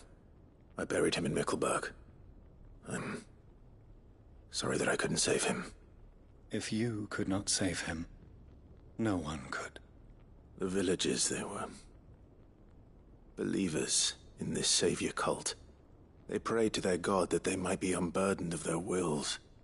Then an ether flood came, and their wish was granted. Your brother sacrificed himself that they might live, even knowing that that life was death by another name. Then he perished defending liberty. A hero's end. For the right to choose how one dies is no less sacred than the right to choose how one lives. Sid would agree. He wanted to build a world where people could die on their own terms. A noble ambition. To die for one's cause is the most perfect expression of one's faith. It matters not how misguided others might judge one's decision to be. Only that the decision is one's own. We live according to the teachings of our order. We believe in them, we protect them, and yes, we die for them. For better or worse, that is our creed.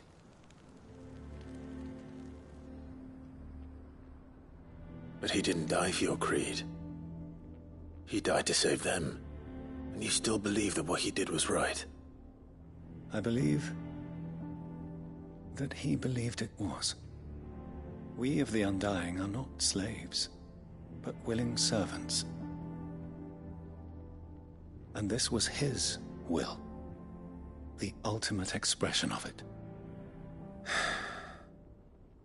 All right. I'd like to know this man's name, Cyril.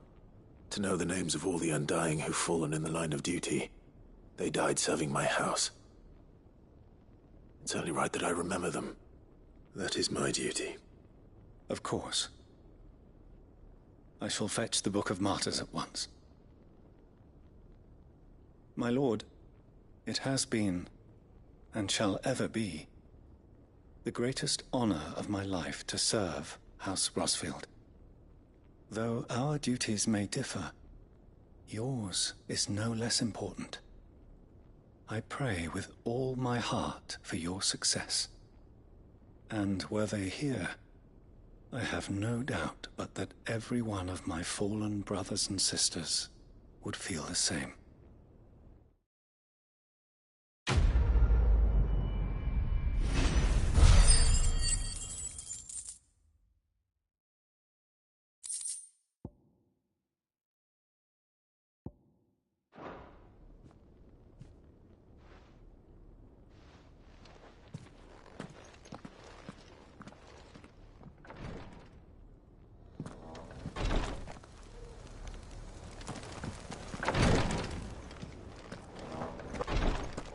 Have the Book of Martyrs fetched from the requiratory forthwith, my lord.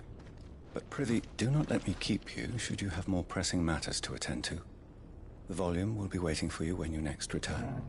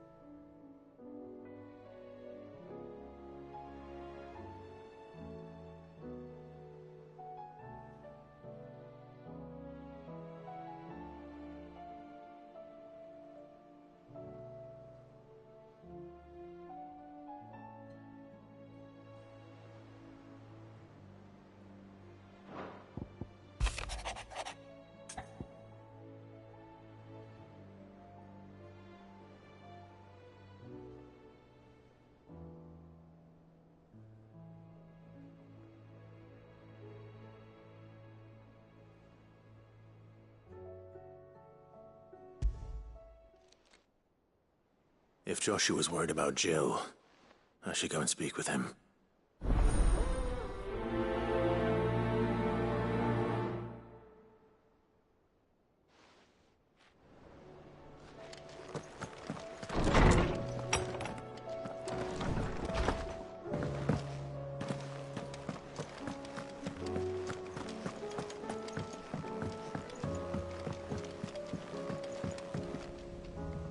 Joshua, I read your message.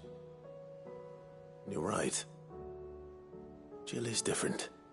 I don't think I'd realized how different, but since we returned from Drake's spine, I've felt it more and more.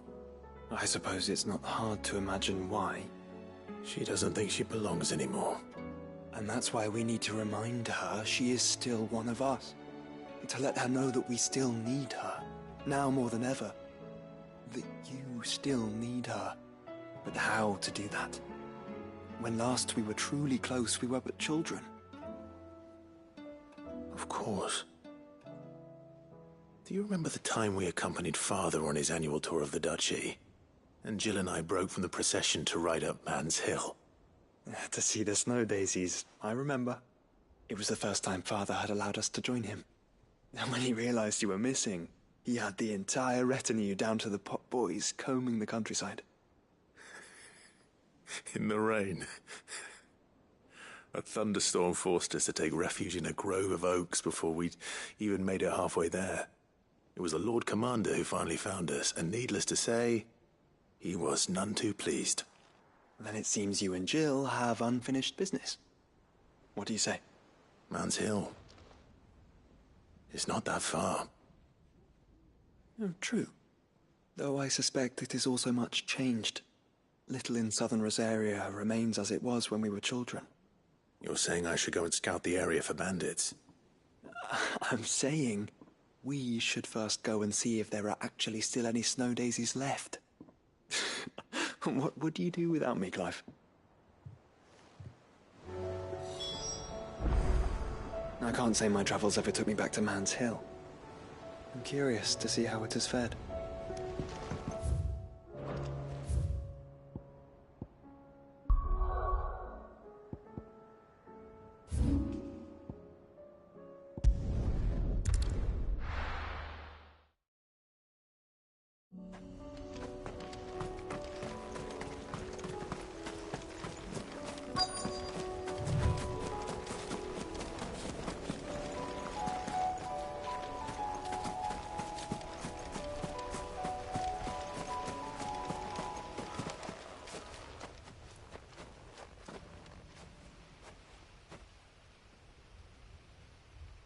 This is the place, but... I'm sorry, Clive.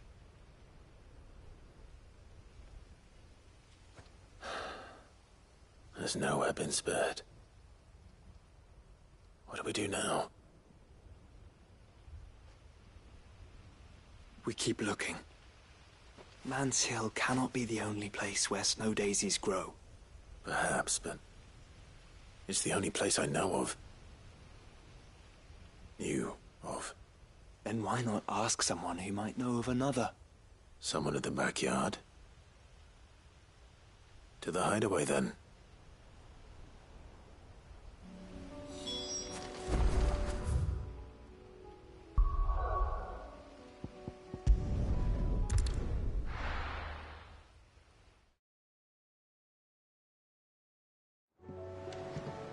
Let's hope one of the gardeners knows where to find snow daisies.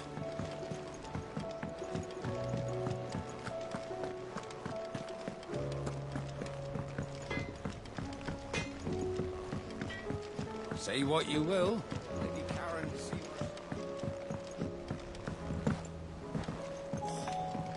This should tide us over until the new moon.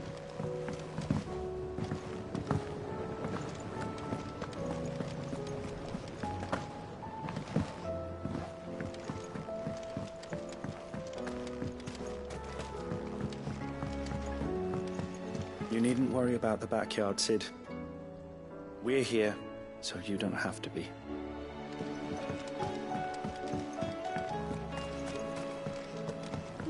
few more of these, and the Deadlands will seem less dead. These flowers are beautiful. Pity we have to boil them all down to make medicine. Without sun, these leaves should have withered long ago. We found a way. Life has found a way. I'll see that you're properly watered and manured, Martel. For as long as I'm able.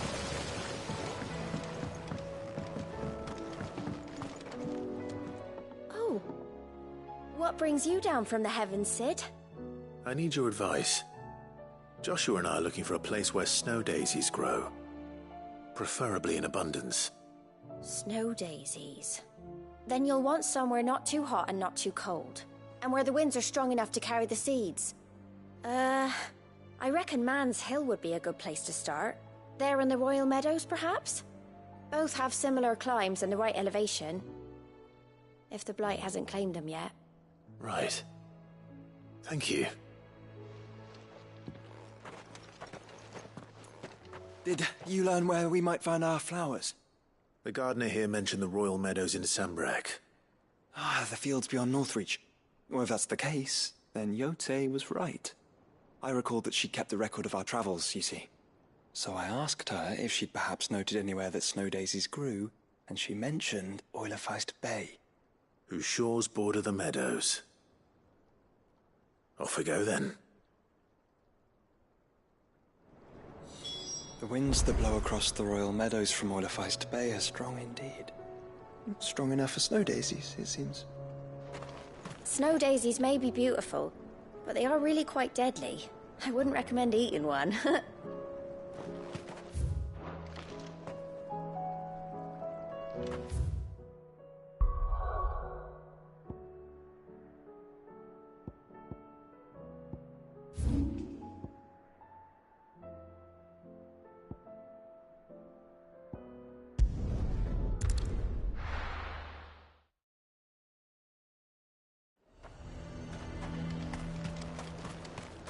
The garrison is threatening to pull their sentries from the markets.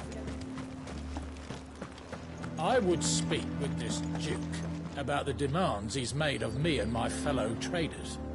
Yeah? And why would he want to speak with you? Now, piss off.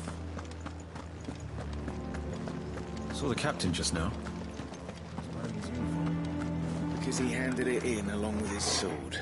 Said he'd find a better way to protect the town.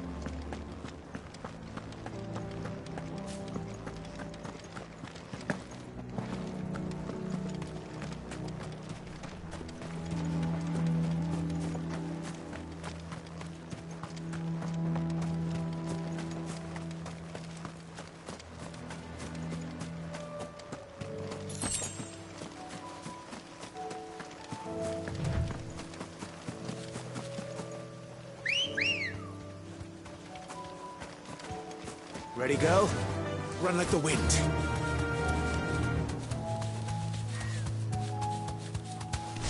The meadows are vast. Where do we even start? Yote mentioned the coastline. We can start there. That's it!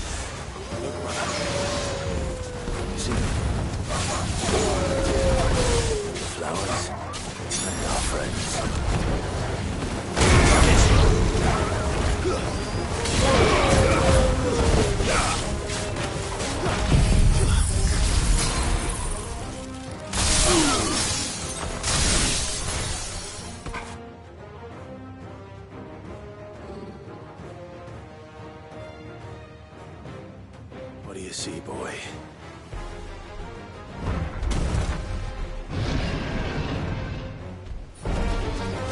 Let's hope this is the last one.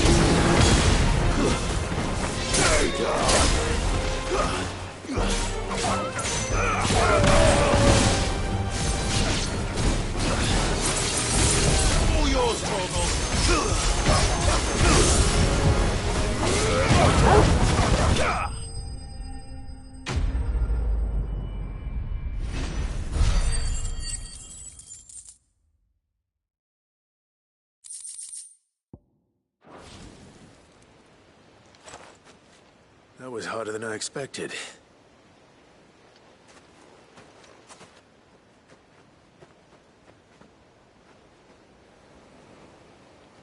But Founder, it was worth it.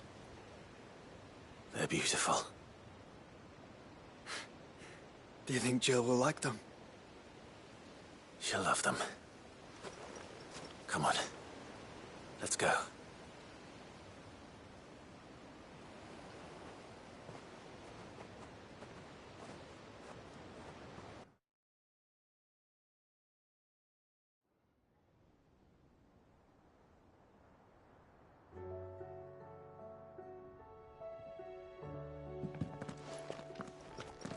It appears my work is done.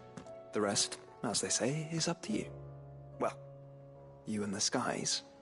We wouldn't want another thunderstorm now, would we?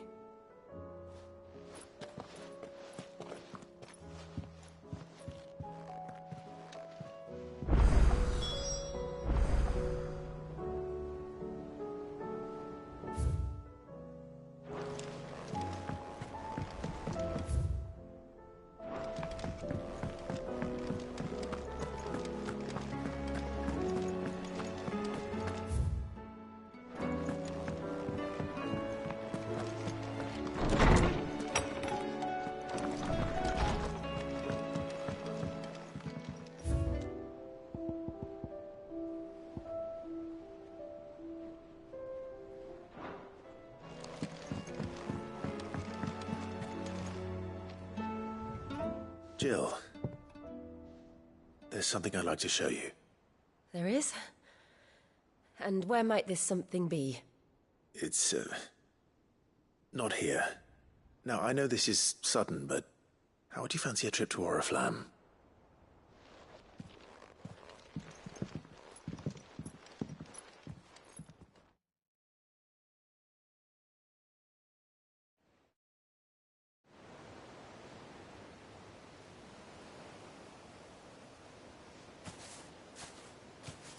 There are so many. This is what you wanted to show me.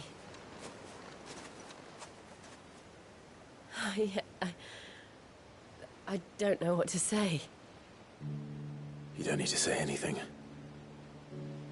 The smile on your face is enough. We've been worried about you.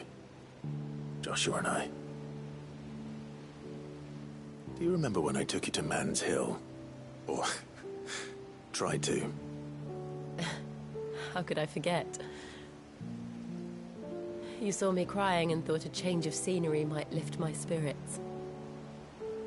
In the end, it earned me a nasty cough and a stern scolding from your mother. But I felt wonderful nonetheless. I'm sorry. I had no idea what I was getting us both into. But I couldn't bear to see you like that. Before we left, my chambermaid told me she'd overheard your mother talking about my marriage prospects with some of the noblewomen at court. They were debating whether it would be more profitable to marry me off to one of the high houses instead of saving me for the ducal line.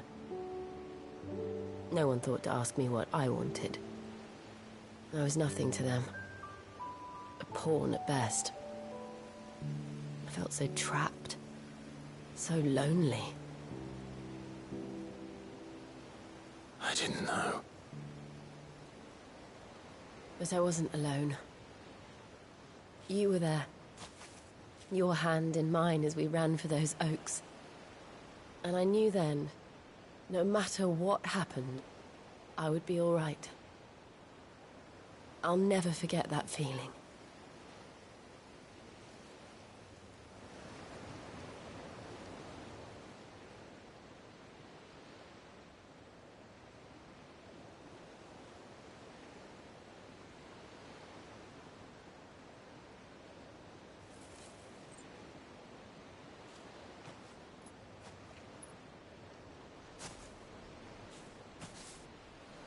Before we broke camp, the morning after the storm, do you know what I did? No? What? I slipped away from my governess to climb the tor. And from there I saw a sea of petals, all reaching for the sun. And I realized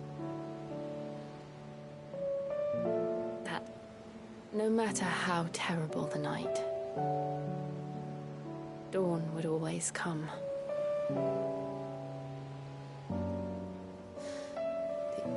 That you would always come for me. And you have. Again and again.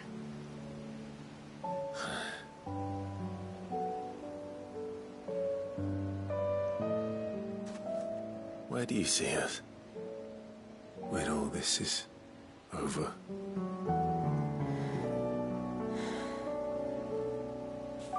I don't know.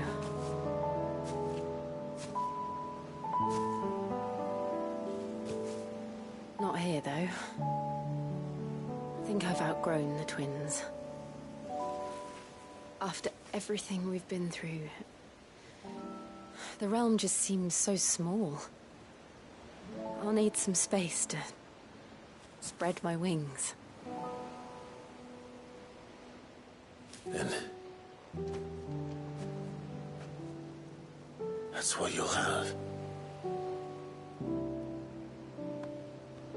And I'll stop at nothing to see that you do.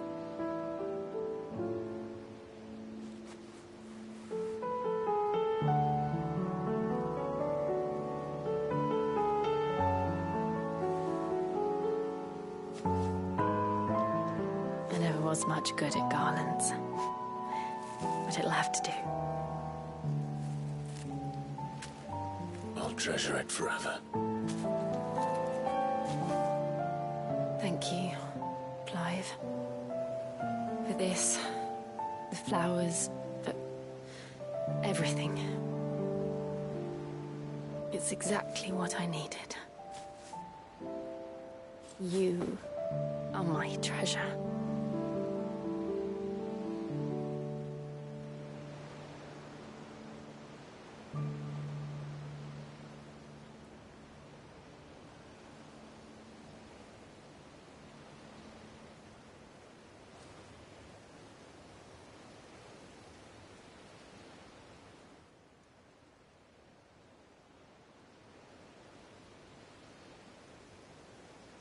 We should probably be getting back.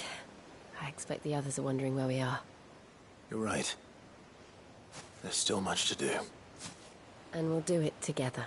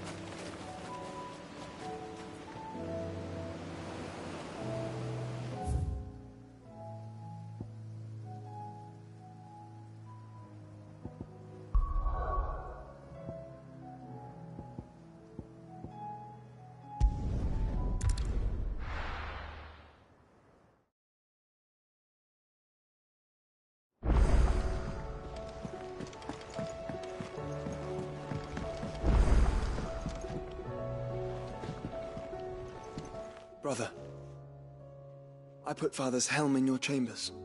He should be with you when his vision is finally realized. Thank you, Joshua. For everything. Don't mention it.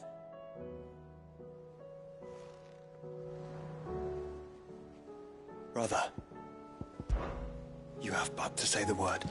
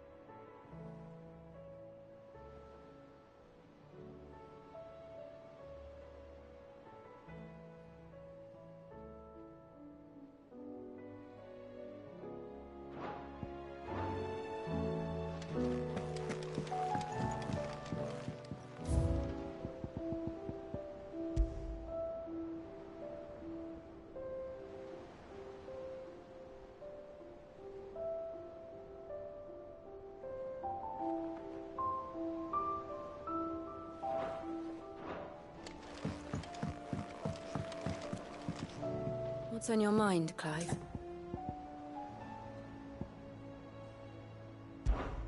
For so long.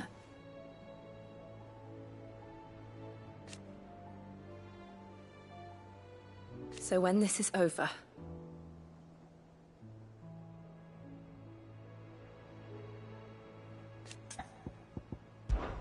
I'm always with you, Clive.